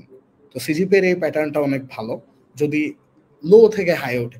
Always high থাকলে তো কথাই নেই, সেটা তো আমি বিলিভ করি যে সেই নাম্বারটা অনেক কম সেই স্টুডেন্টের, যে ডিপার্টমেন্টে সর্বোচ্চ 4 পায় কয়জন, 5 জন, 4 জন, ম্যাক্সিমাম 10 জন, বাকিরা তো সে আমাদের মতো অ্যাভারেজই। তো একটা অ্যাভারেজ স্টুডেন্ট কেমনে হচ্ছে করতে পারে। তো সিজিপিএ এর গ্রাফটা যদি এই লো থেকে হাই ওঠে, এটা অনেক ভালো যদি কারো থাকে। দেন হচ্ছে কথার কথা কোনোটাই নেই, সে রেজাল্ট খারাপ হয়েছে হোয়াট এভার, বা একটা স্টুডেন্ট ডিসাইড করছে যে আমি অনেক হচ্ছে শয়তানি করছি, এখন হচ্ছে আমি হায়ার স্টাডিজে ক্যারিয়ার করবো, এখন কি করা যায়। তখন যদি কেউ করতে চায়, তখন অপশন হচ্ছে ওই যে রিসার্চ এক্সপিরিয়েন্স। যেমন বাংলাদেশ থেকে ইউএসএতে অ্যাপ্লিকেশনে টিচাররা পেপার চায়, রাইট? এটা প্রবাবলি সবার জানার কথা, টিচাররা চায় যে কোনো পেপারে কাজ করছে কিনা বা কোনো একটা পেপার লিখছে কিনা। অ্যাকচুয়ালি ওরা এটা কেন চায়? চায় এই জন্যই কারণ আমাদের এডুকেশনাল, অনেস্টলি আমাদের এডুকেশনটারে ওরা ট্রাস্ট করে না, যে কারণে আগে জিআরই দিয়ে রাখছিল, এখন জিআরই বাদ দিছে। তো টিচাররা দেখতে চায় যে আমি স্টুডেন্টকে যে প্রজেক্টে নিয়ে আসতেছি, ও একটা নন ইংলিশ স্পিকিং কান্ট্রি থেকে আসতেছে, ও হচ্ছে, আমরা তো অ্যাকচুয়ালি ইংলিশ ভার্সনে পড়ি না, টিচাররা বাংলায় ক্লাস নেয় মোরললেস, ইংলিশ বাংলা মিলায়। তো এই স্টুডেন্টরা যে আমি নিব, কি এসে আমার ল্যাবে কোপ আপ করতে পারবে? তো ওইটা মানে টিচার তো আলটিমেটলি আমাকে দিয়ে রিসার্চই করাবে, অন্য কাজ তো করাবে না। তো যদি দেখা যায় আমরা কোনো একটা পেপার বা রিসার্চে কাজ করি, তাহলে দেখা যায় যে টিচাররা অ্যাটলিস্ট এইটুকু অ্যাসিওর্ড হইতে পারে যে হ্যাঁ, এই স্টুডেন্ট রিসার্চে কাজ করছে, ও জানে কেমনে পেপার লিখতে হয় বা সামথিং লাইক দ্যাট। তো ওর প্রেফারেন্সটা একটু বেশি দেয়। এখন পেপার কি মানে পেপার ছাড়া কি স্কলারশিপ হয় না? না, ডেফিনেটলি না। যে হয় না এটা, এই জিনিসটা নট নেসেসারিলি ট্রু। তাহলে আমার হইতো না, আমার এখনো একটা পেপার নাই, অ্যাকচুয়ালি আমার একটা পেপার আমি পাবলিশ করি না এখন। তো কিন্তু আলহামদুলিল্লাহ মানে সে আই ক্যান সে যে আমার থিসিস কোয়ালিটি গুলো অনেক ভালো। তো এইটা কেন হয়েছে যে আমাকে তারপরেও কেন স্কলারশিপে কল করতেছে, সে মেরিকরিতে কল করলো আমাকে, ইউএসএ তে গত বছর আমাকে একটা ফান্ড দিয়েছিল ফ্লোরিডা থেকে, মানে কিছুই নাই, পেপার নাই, আইএলটিএস নাই, জিআরই নাই, আমার কেন ডাকে? ইভেন আমার সিজিপিএ কিন্তু খুব হাই না, আই এম নট 4 ক্যাটাগরি, বলবো না আই এম 4 ক্যাটাগরি, তারপরেও ডাকে কেন? এটা একটা রিজন হচ্ছে আমি যে ল্যাবগুলোতে কাজ করছি, ল্যাবগুলো অনেক রেপিউটেড, আমার thesis finding it was good, সবকিছু মিলে। তো এই যে এইটা একটা, যে এই জিনিসগুলো হচ্ছে মেকআপ করে দিতে পারে একটা একটা ছোট ছোট জিনিসের।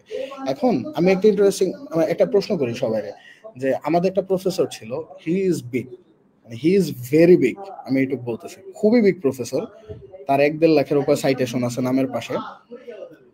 তো উনি একটা কথা বলতো যে if you fail in masters and publish 6 papers in PhD, who cares about your masters?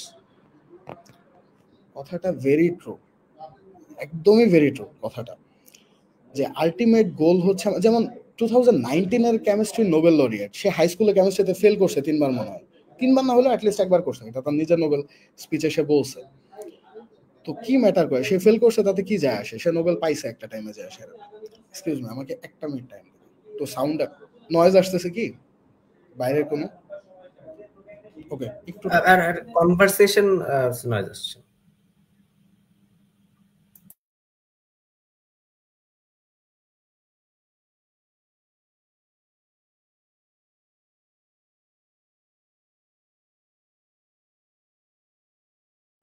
Sorry for the delay.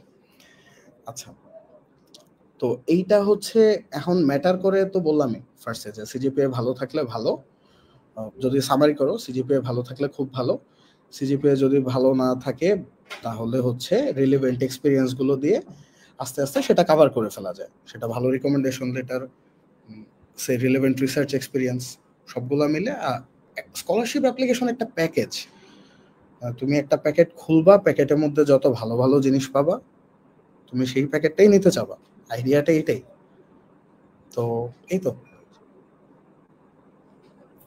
Thank you ভাইয়া for describing everything in a great humble way. আমি ফাহিম ভাইয়ের কাছে যেতেছি। ফাহিম ভাই ফ্লোরটা কাইন্ডলি নেবেন, এবং if you had any questions to ভাইয়া।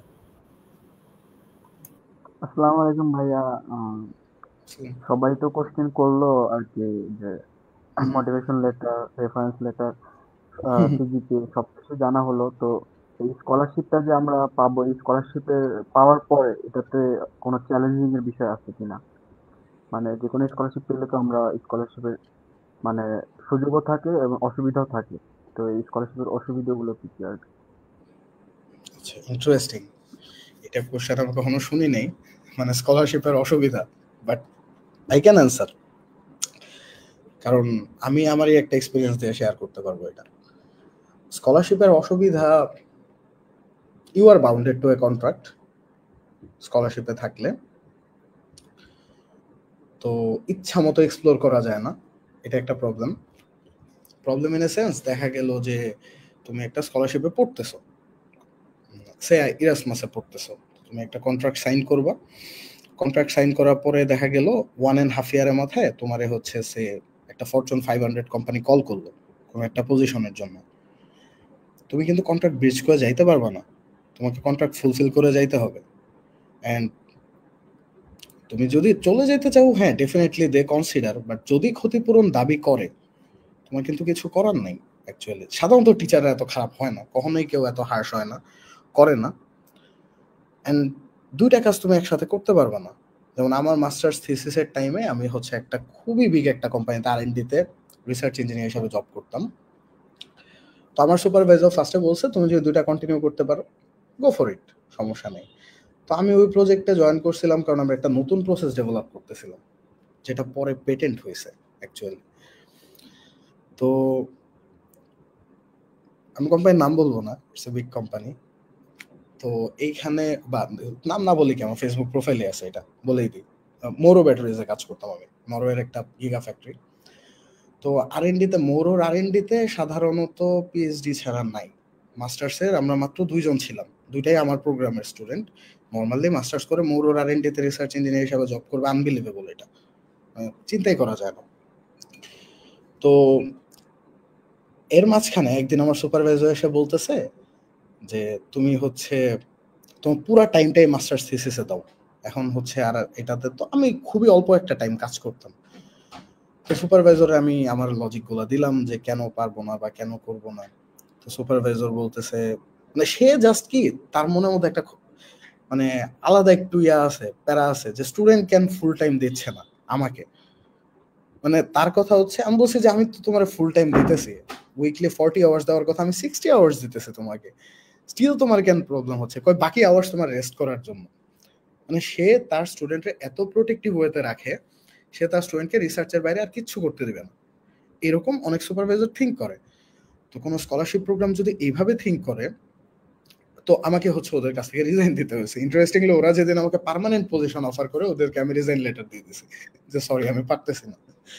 তো যাই হোক, আমি ওদের সাথে, তো it was an experience. Norwegian মিনিস্ট্রিতে দৌড়াইছি, লেবার ল, বহুত কিছু করতে হয়েছে। মানে খুব বেশি স্টুডেন্টের লাইফে এরকম এক্সপিরিয়েন্স নাই, বা যে সাহস করে মাস্টার্স থিসিসের সাথে যে আরেকটা কোম্পানি R&Dতে আমি জব করবো একসাথে, আনবিলিভেবল এটা অনেকটাই। মানে টিচাররা একটা সময় আমার সাথে যখন কথা বলছে, তো ওরা ভয়ে ছিল, বলছে আমরা ভয়ে ছিলাম তুমি থিসিস কমপ্লিট করতে পারবা কিনা।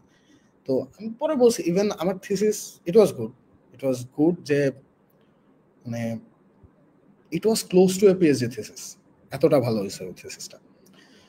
তো টিচারদের কথা হচ্ছে যে আমি ফার্স্ট কোশ্চেন করছে ফ্রান্সে আমাকে যে তুমি কত ঘন্টা করে কাজ করছো উইকলি। আমি অ্যান্সার দিছি 55-60 অন অ্যান অ্যাভারেজ। তো তাদের কথা হচ্ছে যে আদারওয়াইজ তারা ফার্স্টে ভাবছে যে আমার মাস্টার সিরিজ কমপ্লিট হবে না, তারা একটা ঝামেলায় পড়বে যে স্টুডেন্ট স্কলারশিপের স্টুডেন্ট 2 বছরের মধ্যে কেন কমপ্লিট করতে পারলো না, তাদের কিন্তু অ্যান্সারটা দেয়া লাগে ইউরোপিয়ান ইউনিয়নের সামনে, ইরাসমাসের কেসে স্পেশালি। তুমি এমন স্টুডেন্টের স্কলারশিপ কেন দিলা যে কমপ্লিটই করতে পারতেছে না? তো ওরাই ভয় ছিল। তো আমি সবার আগে থিসিসটা সাবমিট করি আমাদের পুরো ব্যাচের মধ্যে। তো থিসিস দেখে সবকিছু ঠিকঠাক, দেন আর কি জাস্ট এক্সপিরিয়েন্স তো এক্সপিরিয়েন্সই, যে এরকম একটা কিছু হয়েছে। তো এইটা একটা অসুবিধা স্কলারশিপের। আর কোনো অসুবিধা কি আছে? আর অসুবিধা মনে হয় না কোনো একটা আছে, কোনো কিছু। আরেকটা জিনিস আছে যে হ্যাঁ, মাথার মধ্যে অলওয়েজ পেইন থাকে যে ভালো করে পড়াশোনা করা লাগবে, একটা সেমিস্টার যদি মন চায় যে একটু রেস্ট নেই, পড়াশোনা বাদ দেই, এই চান্সটা নাই।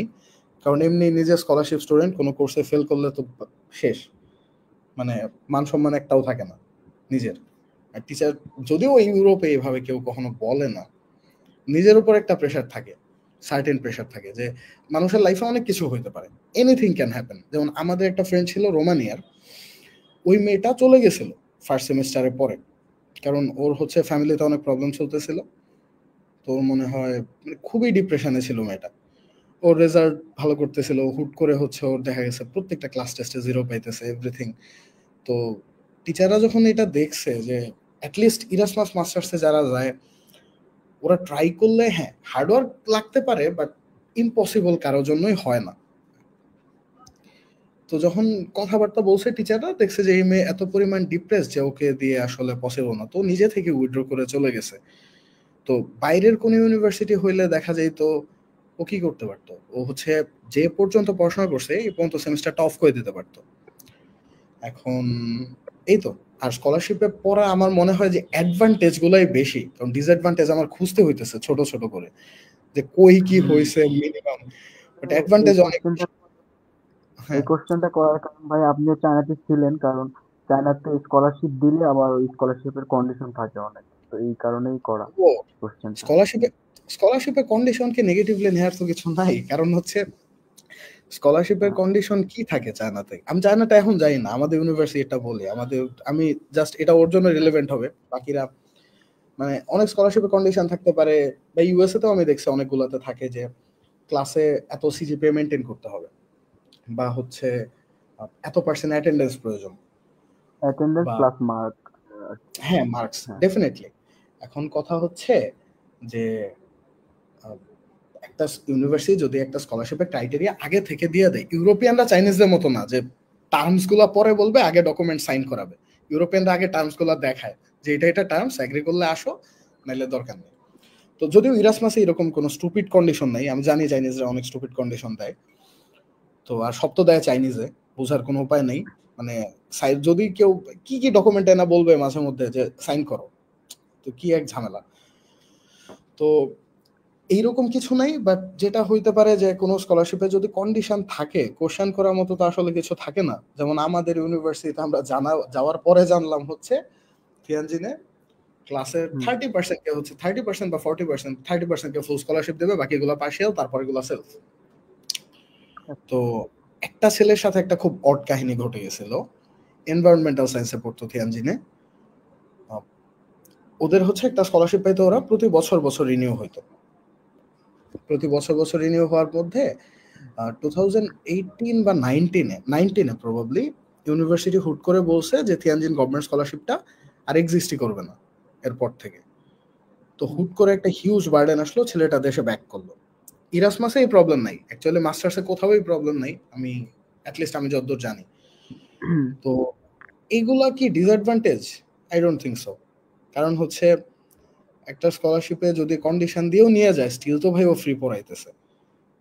মানে টাকা নিয়ে পড়াইলে, স্কলারশিপ ছাড়া পড়তে গেলে তো টাকা নিয়ে পড়তে হবে, এর বাইরে তো স্কলারশিপ ছাড়া তো আর কোনো অপশনই নেই। তো টাকা দিয়ে পড়লে আর কি হইলো, মানে সেলফে স্টুডেন্ট, মানে কেউ সেলফে পড়তে গেল, সেলফে পড়তে গেলে হয়তো ওই যে বললাম ওই ফ্রিডম গুলা থাকে, আমার যখন ইচ্ছা আমি তাই করতেছি। বাট স্কলারশিপে যে এই যে বিভিন্ন কন্ডিশন ধরায় দিচ্ছে যে হ্যাঁ এটা থেকে এটা করতে হবে, ওটা থেকে এটা করতে হবে। যেমন কিছু কন্ডিশন আছে যেটা আমি নিজেও পছন্দ করি, কাইন্ড অফ স্টুডেন্টকে সব কোর্সে পাস করতে হবে, মার্কেটটা ঠিক আছে যে একটা সার্টেন মার্ক রাখা যেতে পারে, বাট মানে স্কলারশিপ রিনিউয়ালের যে ফ্যাক্ট থাকে চায়নাতে স্পেসিফিক্যালি বলি যদি, যে থিয়ানজিন ইউনিভার্সিটি এটা আমি অনেক সাপোর্ট করতাম, কারণ একটা স্টুডেন্ট হচ্ছে ক্লাসে ফার্স্ট হচ্ছে, এরকম ইনসিডেন্ট আমাদের ব্যাচেই হয়েছিল। একটা স্টুডেন্ট হচ্ছে ক্লাসে সেকেন্ড হয়েছে, ও পড়তেছে পুরোপুরি সেলফে, আরেকটা স্টুডেন্ট হচ্ছে 4-5 কোর্সে ফেল, ও হচ্ছে ফুল স্কলারশিপ পাইতেছে। এটা তো জাস্টিফাই হইলো না at the end of the day.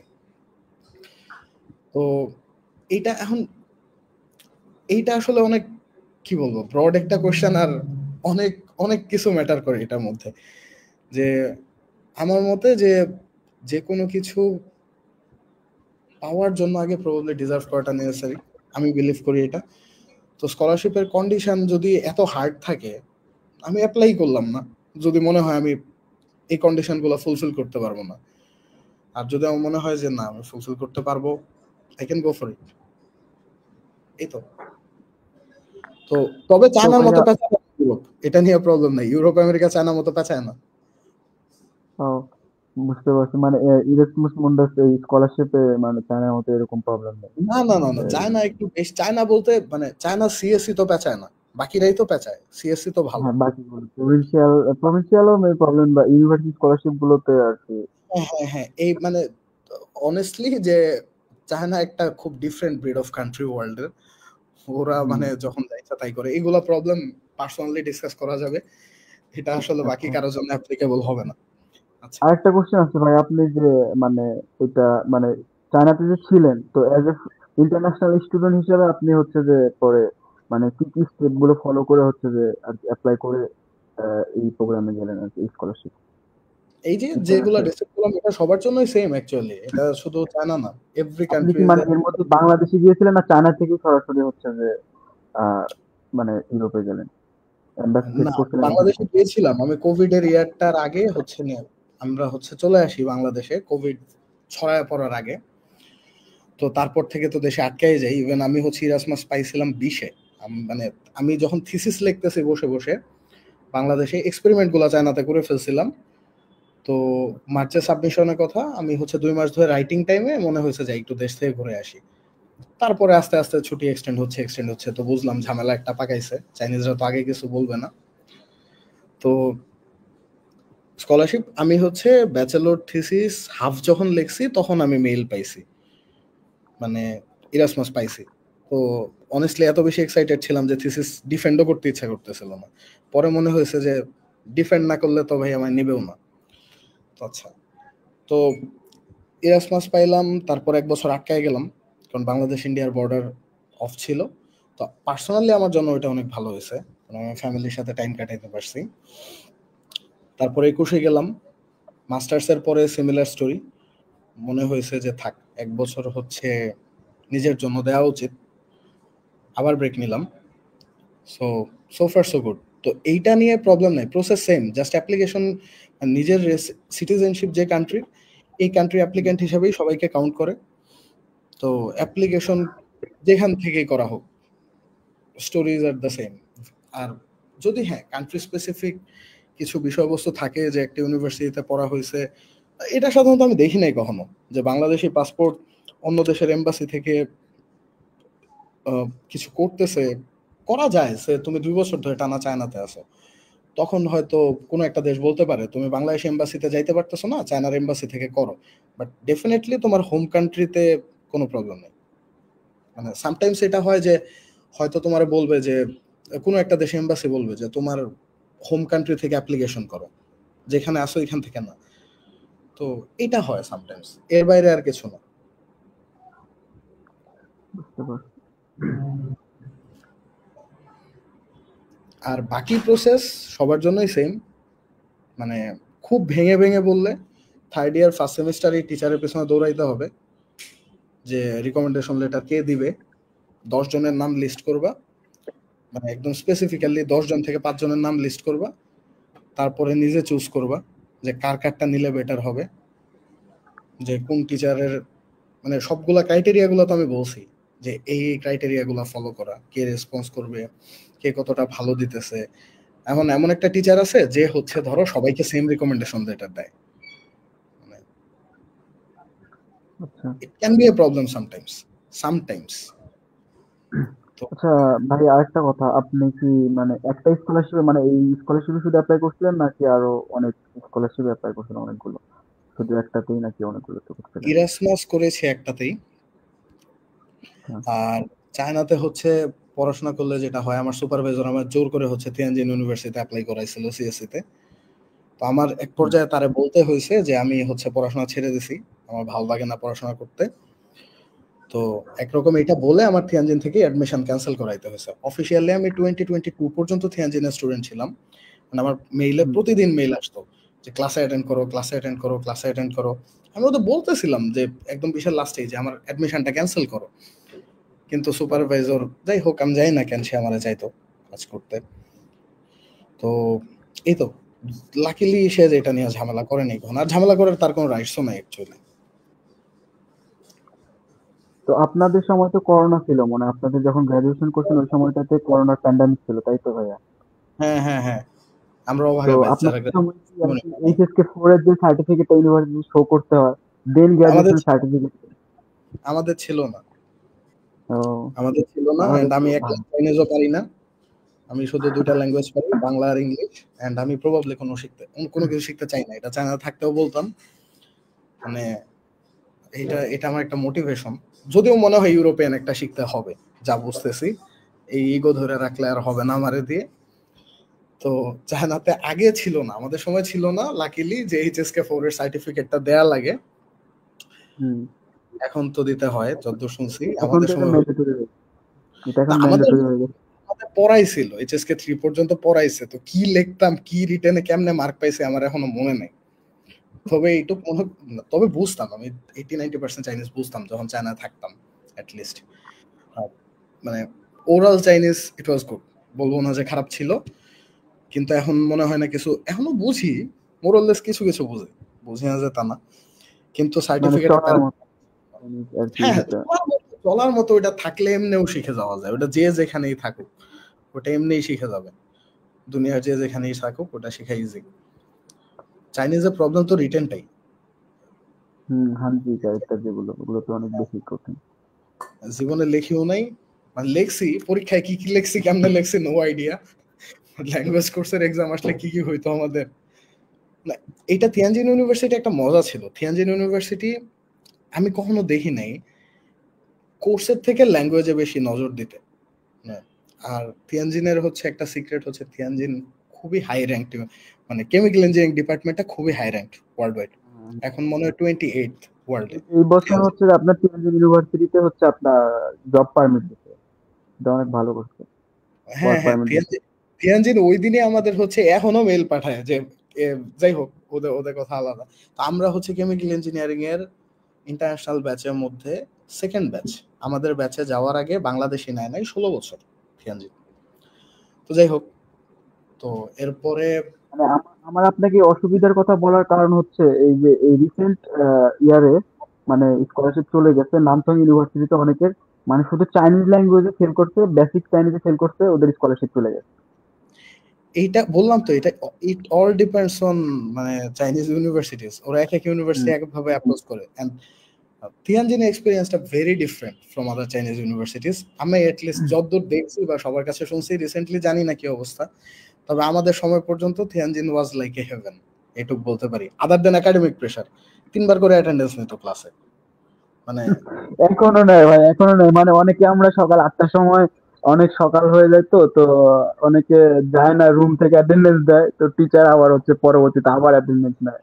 আমাদের হচ্ছে একটা ইনসিডেন্ট বলি, আমি একবার ক্লাসে গেছি, তো সে রোল কল করতেছে, সে 7:55-তে রোল কল করা শুরু করছে, আমি 56-তে ঢুকছি, টাইম কিন্তু 8টায়, এন্ড আমার রোলটা ও পার হয়ে চলে গেছে, ও আমার অ্যাটেন্ডেন্স দিবেই।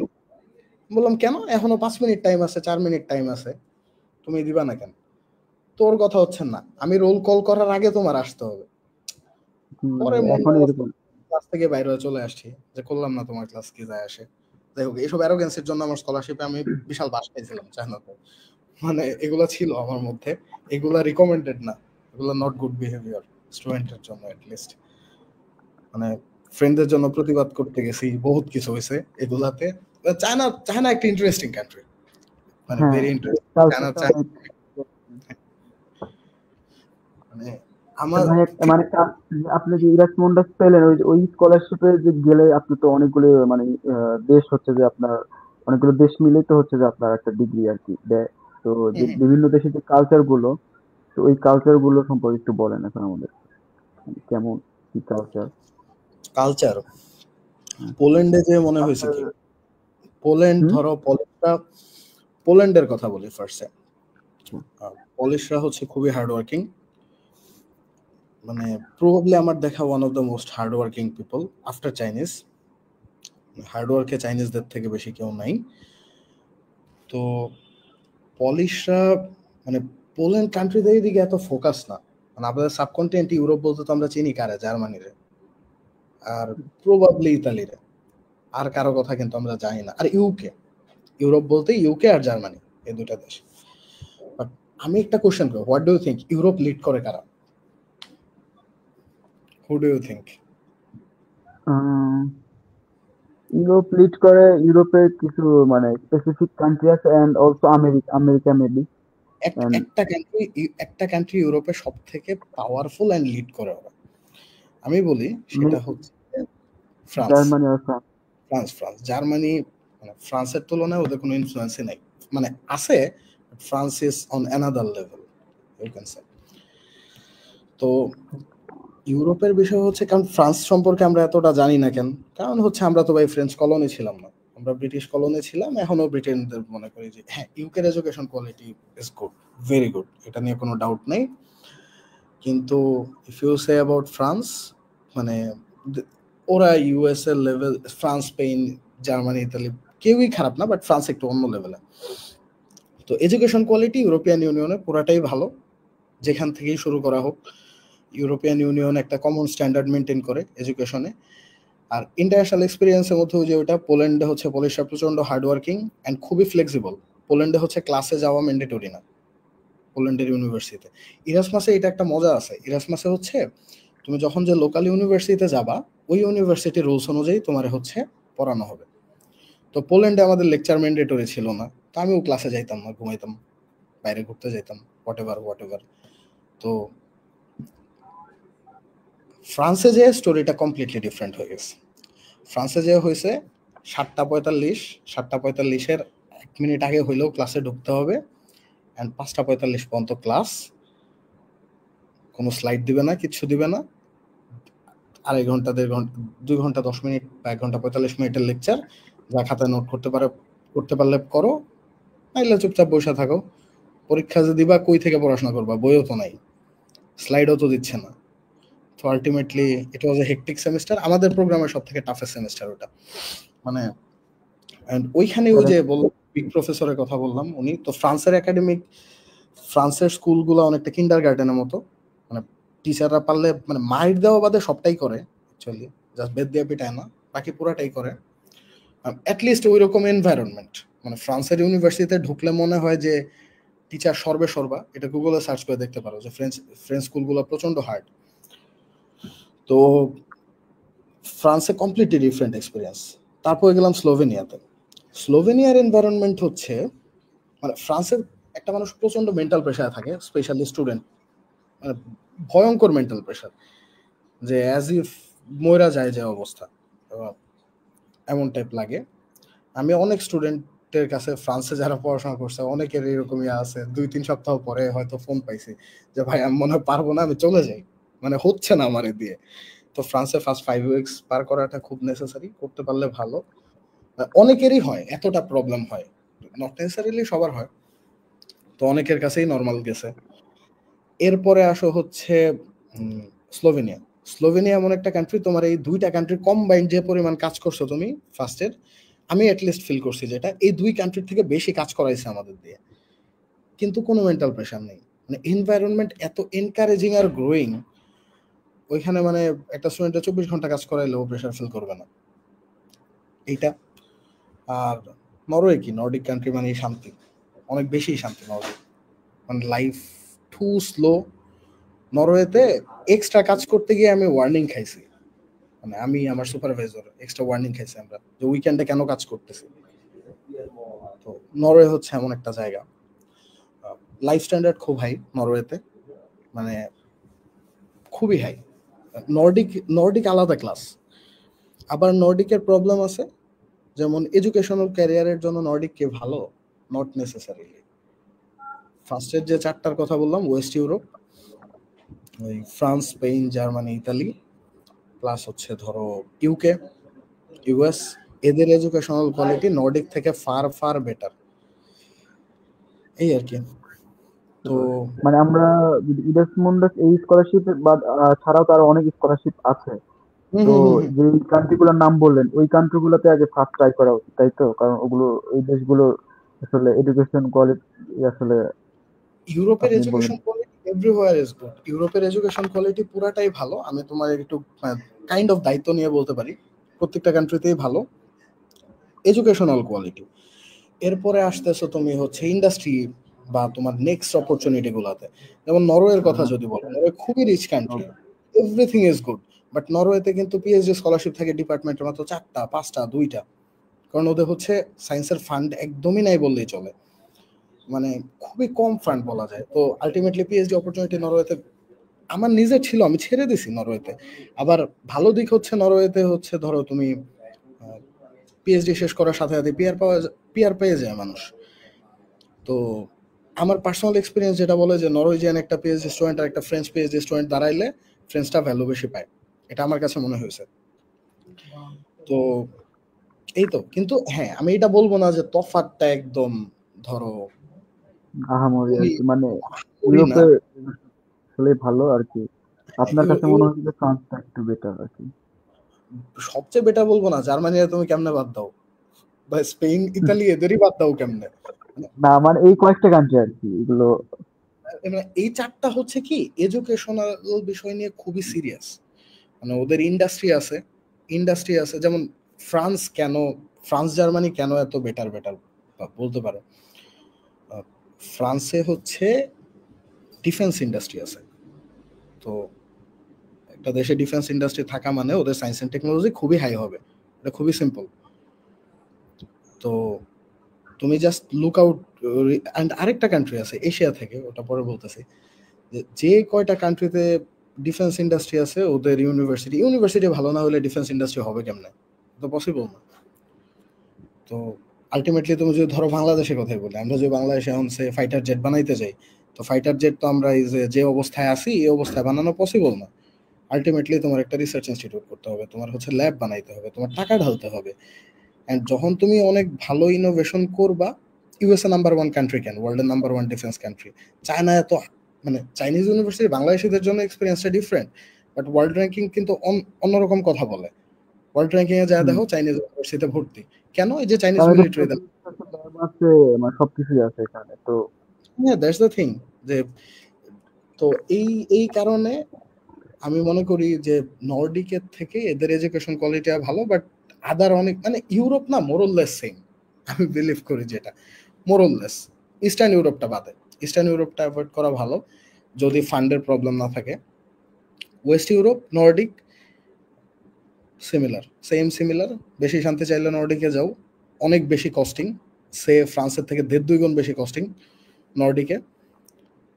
বাট মানে ফ্রান্স, জার্মানি, স্পেন যার কথাই বলো, আর বাকিগুলা west Europe, France, Germany, Spain, Netherlands. আচ্ছা একটা কোশ্চেন করি, তোমাদের কি মনে হয় কেমিক্যাল ইঞ্জিনিয়ারিং এর সবথেকে কোয়ালিটিফুল পেপার কোন দেশ পাবলিশ করে? What do you think?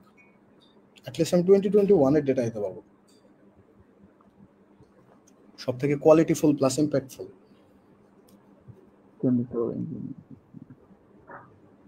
মানে chemistry, chemical engineering, whatever, what do you think? I am pretty sure তোমরা দেশটা মানে কেউ গেজই করবে না। নেদারল্যান্ডস, ওরা সবথেকে কোয়ালিটিফুল পেপার পাবলিশ করে ওয়ার্ল্ডে। USA 4 number. কেমিক্যাল বা কেমিস্ট্রির জন্য। হ্যাঁ, নেদারল্যান্ডসে ভাই ওয়ার্ল্ডের যত মাইক্রোচিপ আছে সব তো নেদারল্যান্ডেরই পেটেন্ট করা, এএসএমএল হচ্ছে সব বানায়। তো ইউরোপে এরকম, নেদারল্যান্ডের কথা বাদ দিছি আমি, মানে মাঝখানে বলতে মনে নেই। ইউরোপের যে টপ, নেদারল্যান্ড, বেলজিয়াম, এদের education quality is too good. Netherland, Belgium, France, Germany, মানে এভরিওয়্যার ইজ গুড। অ্যান্ড ইউরোপে ইউনিভার্সিটি কখনো ইউনিভার্সিটি র্যাঙ্ক দেখা যাচাই করা উচিত না, কারণ এমন এমন ওই যে কয়েক বছর আগে মনে হয় এক লোক ভাইরাল হয়েছিল ডেনমার্কের এক ইউনিভার্সিটির, ওই ভদ্রলোক হচ্ছে মানে ওনার এইচ ইন্ডেক্স হচ্ছে 29, উনি নোবেল পাইছে। তো ইউরোপিয়ানদের আমাদের মতো একটা নেচার আছে, একই জাতি থাকে তো এক জায়গায়, ওরা বাইরে যাইতে চায় না। মানে ওদের কথা হচ্ছে আচ্ছা আমার সিটিতে ইউনিভার্সিটি আছে, আমি এই নিয়ে সারা জীবন কাটায় দিই। তো এরকম থিঙ্কিং আছে ইউরোপিয়ানদের মধ্যে। তো ইউরোপে দেখা যায় যে তুমি জেনেই যাও ভালো অপরচুনিটি বের করে ফেলা পসিবল হার্ডওয়ার্ক করলে। এই তো। তো শর্মি আপু কিছু বলেন এখন আমার। হ্যাঁ, আমি কিছু কোশ্চেন নিতে চাচ্ছি শিওর শিওর। ফেসবুক লাইভ থেকে। হেমন্ত Sure. ইসলাম বলেছে, আমরা কোনো একটা স্যাম্পল নিয়ে কাজ করলাম, সেটার বিভিন্ন প্রপার্টিজ ক্যালকুলেট করলাম, তাহলেই কি কোনো একটা পেপার করা যাবে কিনা, নাকি প্রপার্টিজ গুলোর মধ্যে কোনো রকম কোরিলেশন থাকা লাগবে বা প্রপার্টিজের মধ্যে নির্দিষ্ট ধরনের রেজাল্ট থাকা লাগবে? আচ্ছা আমি কোশ্চেনটা দেখতেছি, দেখে আমি একটু চিন্তা করে অ্যান্সার দিচ্ছি। একটা স্যাম্পল নিয়ে কাজ করলাম, প্রপার্টিজ ক্যালকুলেট করলাম, তাহলে কি পেপার করা যাবে, তাহলেই কি পেপার করা যাবে, নাকি পেপার দেওয়া ঠিক না? আচ্ছা ওকে, কোশ্চেনটা ছিল যে ও কোশ্চেন, যে কোশ্চেন করেছে হেমন্ত ইসলাম, তো উনি কোশ্চেন করেছে এরকম যে একটা স্যাম্পল নিয়ে ওনারা কাজ করছে, স্যাম্পলে বিভিন্ন প্রপার্টি ক্যালকুলেট করেছে উইদাউট এনিথিং, মানে কোনো ডিরেকশন ছাড়া, তাইলেই কি পেপার করা পসিবল কিনা, নাকি প্রপার্টিজের মধ্যে কোনো রকম কোরিলেশন থাকা লাগবে বা প্রপার্টিজের নির্দিষ্ট কোনো ধরনের রেজাল্ট লাগবে। আচ্ছা পাবলিকেশনের জন্য যদি আসি, মানে ওনার কোশ্চেনটা অনেকটা এরকম যে আমি কিছু একটা রান্না করতে যাব, তো রান্না করতে গেলে আমি বাজার থেকে বিভিন্ন জিনিসপত্র কিনে নিয়ে আসলাম, তাইলেই কি আমার রান্না হয়ে যাবে কিনা, বা খাবারটা রেডি হয়ে টেবিলে প্রেজেন্ট হবে কিনা। পাবলিকেশনটা অনেকটা খাবারটা প্রেজেন্ট করার মতো, আর ডেটা কালেকশনটা বা প্রপার্টি টেস্টিংটা হচ্ছে অনেকটা ওই যে বাজার করার মতো, ছোট ছোট আইটেম কেনার মতো। তো হ্যাঁ, প্রপার্টি টেস্টিং করলেই শুধু পাবলিশ করা যাবে ব্যাপারটা এরকম না, স্পেসিফিক অ্যাপ্লিকেশন তো ডেফিনেটলি লাগবে। এখন একটা ম্যাটেরিয়াল পাওয়া গেল, কথার কথা, যে ম্যাটেরিয়ালটা দুনিয়াতে নাই, তো ওই ম্যাটেরিয়ালের ফার্স্ট কাজ কি হবে? ওই ম্যাটেরিয়ালের ফার্স্ট কাজ হবে ওটার প্রপার্টিগুলো মানুষের জানা, ওইটুকের জন্য ওইটুকু এনাফ। বাট আমি অনেস্টলি বলতে পারি যে দুনিয়াতে ম্যাক্সিমাম ম্যাটেরিয়ালই আবিষ্কার হয়ে গেছে, যাই আমাদের মাথায় আসে দেখা যায় নেটে সার্চ করলে কেউ না কেউ করে রাখছে। তো এটা রিসার্চ একটা বড় অবস্টাকল না, ইন্টারেস্টিং দিক আর কি, যে মনে হয় যে আমি হয়তো দুনিয়া জয় করে ফেলছি, নেটে সার্চ করলে দেখা যায় হ্যাঁ এই কাজ করে রাখছে 10 বছর 20 বছর আগে কেউ না কেউ, বা 50 বছর আগে।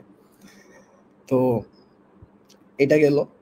এখন হচ্ছে প্রপার্টিজের মধ্যে কোরিলেশন দরকার নেই, বাট একটা স্পেসিফিক অ্যাপ্লিকেশন তো থাকতে হবে। আমি যে একটা ম্যাটেরিয়াল টেস্ট করতেছি, এই ম্যাটেরিয়ালের টেস্ট করার পারপাসটা কি অ্যাকচুয়ালি, মানে আমি কোন ফিল্ডে ইউজ করব। কথার কথা যে ব্যাটারিতে যদি ইউজ করতে যাই, ওই যে ফার্স্টে যেমন বলছিলাম যে আমার একটা ম্যাটেরিয়ালের চার্জ ট্রান্সপোর্ট প্রপার্টি কেমন, এটা নেসেসারি ম্যাটেরিয়ালের জন্য, বা ম্যাটেরিয়ালের সারফেস এরিয়া কতটুকু, এটা নেসেসারি। তো মানে ব্যাটারির জন্য একটা টাইপের প্রপার্টি লাগবে ম্যাটেরিয়ালের, আবার সে ওয়েস্ট ওয়াটার ট্রিটমেন্টের জন্য সেটা ভেরি ডিফারেন্ট। যেমন ওয়েস্ট ওয়াটারে হচ্ছে আমার ব্যান্ড গ্যাপ টেস্ট করতে হয়, ব্যাটারিতে যদি আমি মানে ব্যাটারিতে হচ্ছে আমার ব্যান্ড গ্যাপ যত কম হয় তত ভালো, ওয়েস্ট ওয়াটারে হচ্ছে একটা সার্টেন লেভেলে ব্যান্ড গ্যাপ লাগে, কম হলেও ঝামেলা বেশি হলেও ঝামেলা, তার জন্য ব্যান্ড গ্যাপ টিউনিং করতে হয়। তো একটা ম্যাটেরিয়াল নিয়ে জাস্ট টেস্ট করলাম প্রপার্টি, পেপার পাবলিশের জন্য এটা কি enough? I don't think so. Definitely একটা রিলেভেন্ট ফিল্ড লাগবে, রিলেভেন্ট ফিল্ড ধরে আগায় যেতে হবে যে এই ফিল্ডে আমি যদি এটা ইউজ করতে চাই এই প্রপার্টিগুলো প্রয়োজন, তারপরে হচ্ছে করা। হ্যাঁ, একটা কেসে করা যাইতে পারে যে একটা ম্যাটেরিয়ালের প্রপার্টি টেস্ট করলেই পাবলিশ করা সম্ভব কিনা, যদি কেউ ওই ম্যাটেরিয়ালটা সিনথেসিস করা বা বানানোর নতুন কোনো প্রসেস আবিষ্কার করে, তাইলে হচ্ছে করা যাইতে পারে। সে আমি হচ্ছে পানি বানাবো, হাইড্রোজেন আর অক্সিজেন এই দুইটাই তো দরকার, বা ওয়াটার স্প্লিটিং করব, ওয়াটার থেকে হাইড্রোজেন আর অক্সিজেন পাইলাম। তো দুনিয়াতে সবাই যে মেথডগুলো জানে, এর বাইরে যদি আমি নতুন একটা প্রসেস আবিষ্কার করি, ওইটুকু এনাফ পেপারটা পাবলিশ করতে। বাট এমনি তো হচ্ছে আমি যদি পানি নিয়ে জাস্ট টেস্ট করে বেশ কিছু ডেটা টেস্ট করি, ওটা পাবলিশ করা তো পসিবলই না, কেউ না কেউ করে রাখছে অলরেডি, আর ওটা পাবলিশ করার জন্য এনাফ না। তো আই হোপ আমি আমাকে ক্লিয়ার করতে পারছি। ধন্যবাদ ভাইয়াকে। আশা করছি হেমন্ত ইসলাম আপনি আপনার কোশ্চেনের অ্যান্সার পেয়ে গেছেন। ভাইয়া আরেকজন কোশ্চেন করেছেন মোহাম্মদ রেদওয়ান রাফিও, how to get started to get Erasmus Mundus scholarship. Erasmus Mundus স্কলারশিপের জন্য হাউ টু গেট স্টার্টেড, ফার্স্টে এই কোশ্চেনগুলো, এটা তো মনে হয় যে পুরা এই লাইভে পুরাটা দিয়ে বলছি। তো ফার্স্টে কি একটা স্টুডেন্টের সিজিপিএ দরকার, যেটা ডেফিনেটলি। আচ্ছা, আমি ডকুমেন্ট গোছানো কাজটা বলি একদম খুব প্র্যাকটিক্যালি যদি বলি, ডকুমেন্ট গোছানোর কাজে কি করার প্রয়োজন। ডকুমেন্ট গোছাইতে গেলে শুধু মানে সে ফার্স্টে পিসিতে একটা ফোল্ডার করা উচিত। ওই ফোল্ডারের মধ্যে বেশ কিছু ডকুমেন্ট প্রয়োজন, যে কোনো স্কলারশিপ অ্যাপ্লিকেশনে, নট নেসেসারিলি ইরাসমাস শুধু। এই একটা পিসিতে একটা ফোল্ডারের মধ্যে ফার্স্টে নিজের পাসপোর্ট, তারপরে আসি হচ্ছে নিজের ট্রান্সক্রিপ্টস, এসএসসি এইচএসসি। এইচএসসিটা বেশি ইম্পর্টেন্ট যেহেতু মাস্টার্স অ্যাপ্লিকেশন। তো এসএসসি এইচএসসি, তারপর ব্যাচেলর ট্রান্সক্রিপ্ট যতদিন আছে, তো সবগুলো ট্রান্সক্রিপ্ট গেল। যদি কারো মাস্টার্স থাকে তাহলে মাস্টার্সেরটাও, তারপরে সার্টিফিকেটস এসএসসি এইচএসসি, দেন হচ্ছে ব্যাচেলর্স, প্রভিশনাল বা ফাইনাল যেটাই থাকুক, তারপরে হচ্ছে রিকমেন্ডেশন লেটার্স 1 2 3, যে যেটা মানে 3টা রাখা সেফ, কারণ কোনো কোনো জায়গায় 3টা চায়, আবার কোথাও কোথাও 2টা দিয়ে হয়ে যায়। দেন হচ্ছে নিজের একটা মোটিভেশন লেটার বা এসওপি যেটাই থাকুক, এটা গেল হচ্ছে কত, এরপর ডকুমেন্ট যেটা। আর কি কিছু লাগে না, এই কয়টা ডকুমেন্ট হচ্ছে ফার্স্ট বেসিক। পিসিতে একটা ফোল্ডার বানানো, এই ডকুমেন্টগুলো রাখা। দেন ইরাসমাসের জন্য স্পেসিফিক্যালি বলতে বা আদার যে কোনো স্কলারশিপের জন্য বলতে, ওয়েবসাইট ঘাটা, কোন স্কলারশিপের কি কি স্পেসিফিক রিকোয়ারমেন্ট আছে সেই রিকোয়ারমেন্টগুলো দেখা। ইরাসমাসে তো এই বছর দেখলাম প্রায় 90টা প্রোগ্রামে হচ্ছে 93টা প্রোগ্রামে 100 জন চান্স পাইছে বাংলাদেশ থেকে। তো 93টা প্রোগ্রাম, 93 রকমের অ্যাপ্লিকেশন প্রসেস, মানে নট ভেরি ডিফারেন্ট, মানে ডকুমেন্ট এগুলোই লাগবে। এক একজনের কাছে হয়তো এক একভাবে আপলোড করতে হবে। কেউ রিকমেন্ডেশন লেটার টিচারকে ডিরেক্ট পাঠাইতে বলবে, আবার কেউ রিকমেন্ডেশন লেটার বলবে যে একটা ফর্ম দিবে যে ফিল আউট করে দাও, আবার কেউ কেউ বলবে রিকমেন্ডেশন লেটার আপলোড করো, স্টুডেন্ট নিজে আপলোড করলেই হচ্ছে, ওরা কন্ট্যাক্ট করে নিবে, বা কেউ কন্ট্যাক্ট হয়তো করবে না, হু নোস। তো ওয়েবসাইটগুলো ঘাটা, নিজের ডকুমেন্ট মানে আর নিজের রিলেভেন্ট স্টাডি প্রোগ্রাম অনুযায়ী। ফার্স্টে যেমন বলছিলাম Erasmus very focus programme, Erasmus is very focused. তো ইরাসমাসের জন্য নিজের প্রিফার্ড ফিল্ড নিয়ে শর্ট লিস্ট করে ফেলা একটা, যে আমি কোন কোন প্রোগ্রামে অ্যাপ্লাই করব, নিজের রেলেভেন্ট। কারণ আমি কেমিস্ট্রি থেকে ম্যাথে যে অ্যাপ্লাই করলে তো অ্যাকচুয়ালি লাভ নেই। তো বা এই তো এখন হচ্ছে এরকম রিলেভেন্ট প্রোগ্রাম খুঁজে বের করা, দেন তো আর কি এই ডকুমেন্টগুলো নিয়ে অ্যাপ্লিকেশন প্রসেস দেখে দেখে অ্যাপ্লিকেশন করা। আর এইটুকুই তো স্টার্ট করার জন্য, এইটুকুই এনাফ। আর আরো আগে থেকে যদি কেউ স্টার্ট করতে চায়, আই ডোন্ট থিঙ্ক এর আগে থেকে স্টার্ট করার দরকার আছে, কারণ সেকেন্ড ইয়ারে কেউ প্রবাবলি খুব কম স্টুডেন্ট আছে যারা জানে আমি পরে কি করব। মানে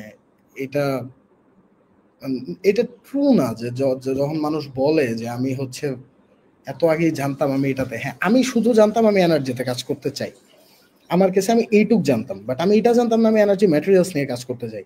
এখন যদি আমি এনার্জি সে কোনো একটা ডিভাইস ফ্যাব্রিকেশন নিয়ে কাজ করতাম, হয়তো ওইটাও পছন্দ করতাম আমি, ওটাতে তো হয়তো আমার ফিল্ড কমপ্লিটলি ডিফারেন্ট হতো। ইলেকট্রিক্যালে যারা পড়াশোনা করে তারা তো হচ্ছে এনার্জি স্টোরেজের ম্যানেজমেন্ট সিস্টেম বানায়, তো হয়তো দেখা যেত ওই কাজটাও আমি পছন্দ করতে পারতাম, নট নেসেসারিলি কেমিস্ট্রিতে কাজ করতাম। তো ব্রড ফিল্ডের থেকে আস্তে আস্তে ছোট ছোট করে নিজের একাডেমিক ব্যাকগ্রাউন্ডের সাথে যতটুকু মিলানো যায় তত হচ্ছে বেটার। আর ইরাসমাসের জন্য এটা খুবই নেসেসারি, আদারওয়াইজ ভুলভাল প্রোগ্রাম অ্যাপ্লাই করে খুব একটা লাভ হয় না। এই তো ইরাসমাসে গেছে, এটা গেলো। আচ্ছা, একটা কোশ্চেন মনে পড়ছে যে অ্যান্সারটা আমি করি নাই, আরেকজন যে হোস্ট ছিল ও প্রবাবলি এই কোশ্চেনটা করছিল যে রিকমেন্ডেশন লেটার টিচাররা কেমনে কমিউনিকেট করে, মানে প্রোগ্রাম কমিউনিকেশন শুধু ইমেলেই করে না, ফোনেও করতে পারে। নর্মালি ফোনে করে না, সাধারণত ইমেলেই করে। ও যদি না থাকে অ্যান্সারটা জানায় দিতে পারো তোমরা, যে ইমেইলই বেশিরভাগ করা হয়, আর ফোনও করতে পারে, বাট খুবই রেয়ার ফোন করা। ইন্টারন্যাশনাল কল আসলেও দেখা যায় ধরা হয় না, তো ইমেইলেই বেশিরভাগ করা হয়।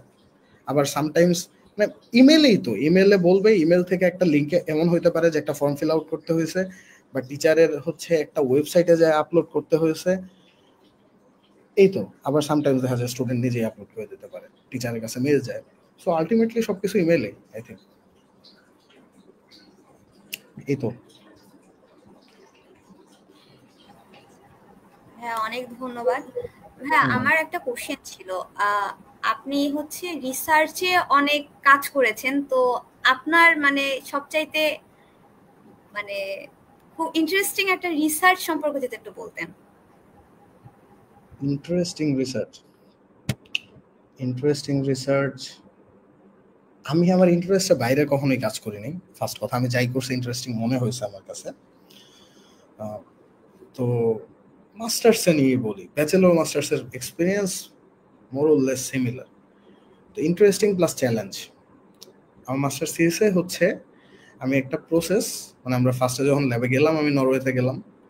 নরওয়েতে যাওয়ার পরে আমার সুপারভাইজারের সাথে হচ্ছে আমাদের কথা হচ্ছিল আমরা কোন ওয়েতে আগাবো। তো যে এই না, যেমন এই স্লাইড যেমন একটা আছে যে আইডেন্টিফিকেশন অফ ম্যাটেরিয়ালস, তো আমরা সিলেক্ট করলাম যে টিন সেলেনাইড নিয়ে আমরা কাজ করব। তো সিনথেসিস কেমনে করার জন্য আমরা বেশ কিছু পুরোনো পেপার ডাউনলোড করলাম, যে যারা ওই প্রসেসে সিনথেসিস করে জিনিসটা সোডিয়াম আয়ন ব্যাটারিতে ইউজ করেনি, তো আমরা ওই প্রসেসে সিনথেসিস করে টেস্ট করতে পারি। এটা হচ্ছে একটা ওয়ে। তো তার জন্য পেপার পড়তে হয়, লিটারেচার রিভিউটা এই জন্যই দরকার হয়, যা আসতে, কারণ এই যে এত শর্ট করা, ছোট ছোট করে ফেলা। তো এর মধ্যে আমার কো সুপারভাইজার টিন সালফাইড বানাচ্ছিল। তো ও আমাকে বললো যে আচ্ছা, আমি যেমনি টিন সালফাইড বানাচ্ছি, চলো আমরা এই মেথডটা ট্রাই করি, দেখি এটা দিয়ে টিন সেলেনাইড বানানো যায় কিনা। ঠিক আছে, আমরাও ট্রাই করতেছি। কেমিস্ট্রি বলতেছে, থিওরি বলতেছে হওয়া উচিত, প্র্যাকটিক্যালি আমরা করতে পারতেছি না। টিন সেলেনাইডের জায়গায় একটু কিছুটা টিন ডাইসেলেনাইডের একটা মিক্স চলে আসতেছে। তো আমি হচ্ছে আমি লাইক যে হ্যাঁ এটা তো হবেই। তো আমি 13 সপ্তাহের একটা শিডিউল বানাইছি 13 উইকে। আচ্ছা, 13 উইকে আমার এই কাজ শেষ হয়ে যাবে, দেন আমি দেশে এক মাসে হলিডেতে যাব, হলিডেতে যেয়ে বাকি কাজ এসে কমপ্লিট করব।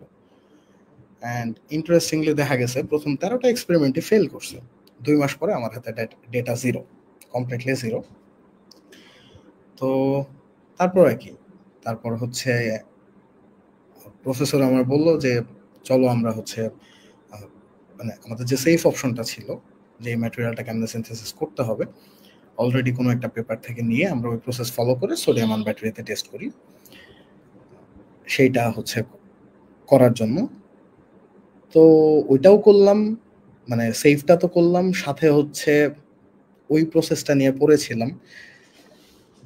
আলটিমেটলি মাস্টার্স থিসিসের লাস্টে দুইটাই হয়েছে, মানে আমার থিসিসে দুইটাই ছিল। আমরা একটা ইন্টারেস্টিংলি আমরা দুইটা নতুন প্রসেস ডেভেলপ করি মাস্টার্স থিসিসে, যেটা নিয়ে পেপার পাবলিশ করা উচিত মনে হয়, কারণ হচ্ছে কেউ না কেউ তো করবেই, আজকে হোক কালকে হোক। মানে এটা একটা গুড ফিলিং যে মাস্টার্সের মধ্যে দুইটা রিঅ্যাকশন হচ্ছে, বা নতুন সিনথেসিস মেথড ডিসকভার করতে পারা ইন্টারেস্টিং মনে করি। তো এইটা প্রবাবলি রিসার্চে আমি সব থেকে মজা পাইছি কাজ করে, যেদিন স্পেসিফিক্যালি দেখছি যে হ্যাঁ আমরা হচ্ছে এই কাজটা করে ফেলছি, যেটা কখনো কেউ, মানে ওয়ার্ল্ডের বয়স 2000 বছর, কেউ কখনো ট্রাই করে নাই, আমরা হাত দিয়ে করে ফেললাম। It feels good. এটা হচ্ছে ইন্টারেস্টিং একটা পার্ট আমাদের রিসার্চে, আমার স্পেসিফিক রিসার্চে।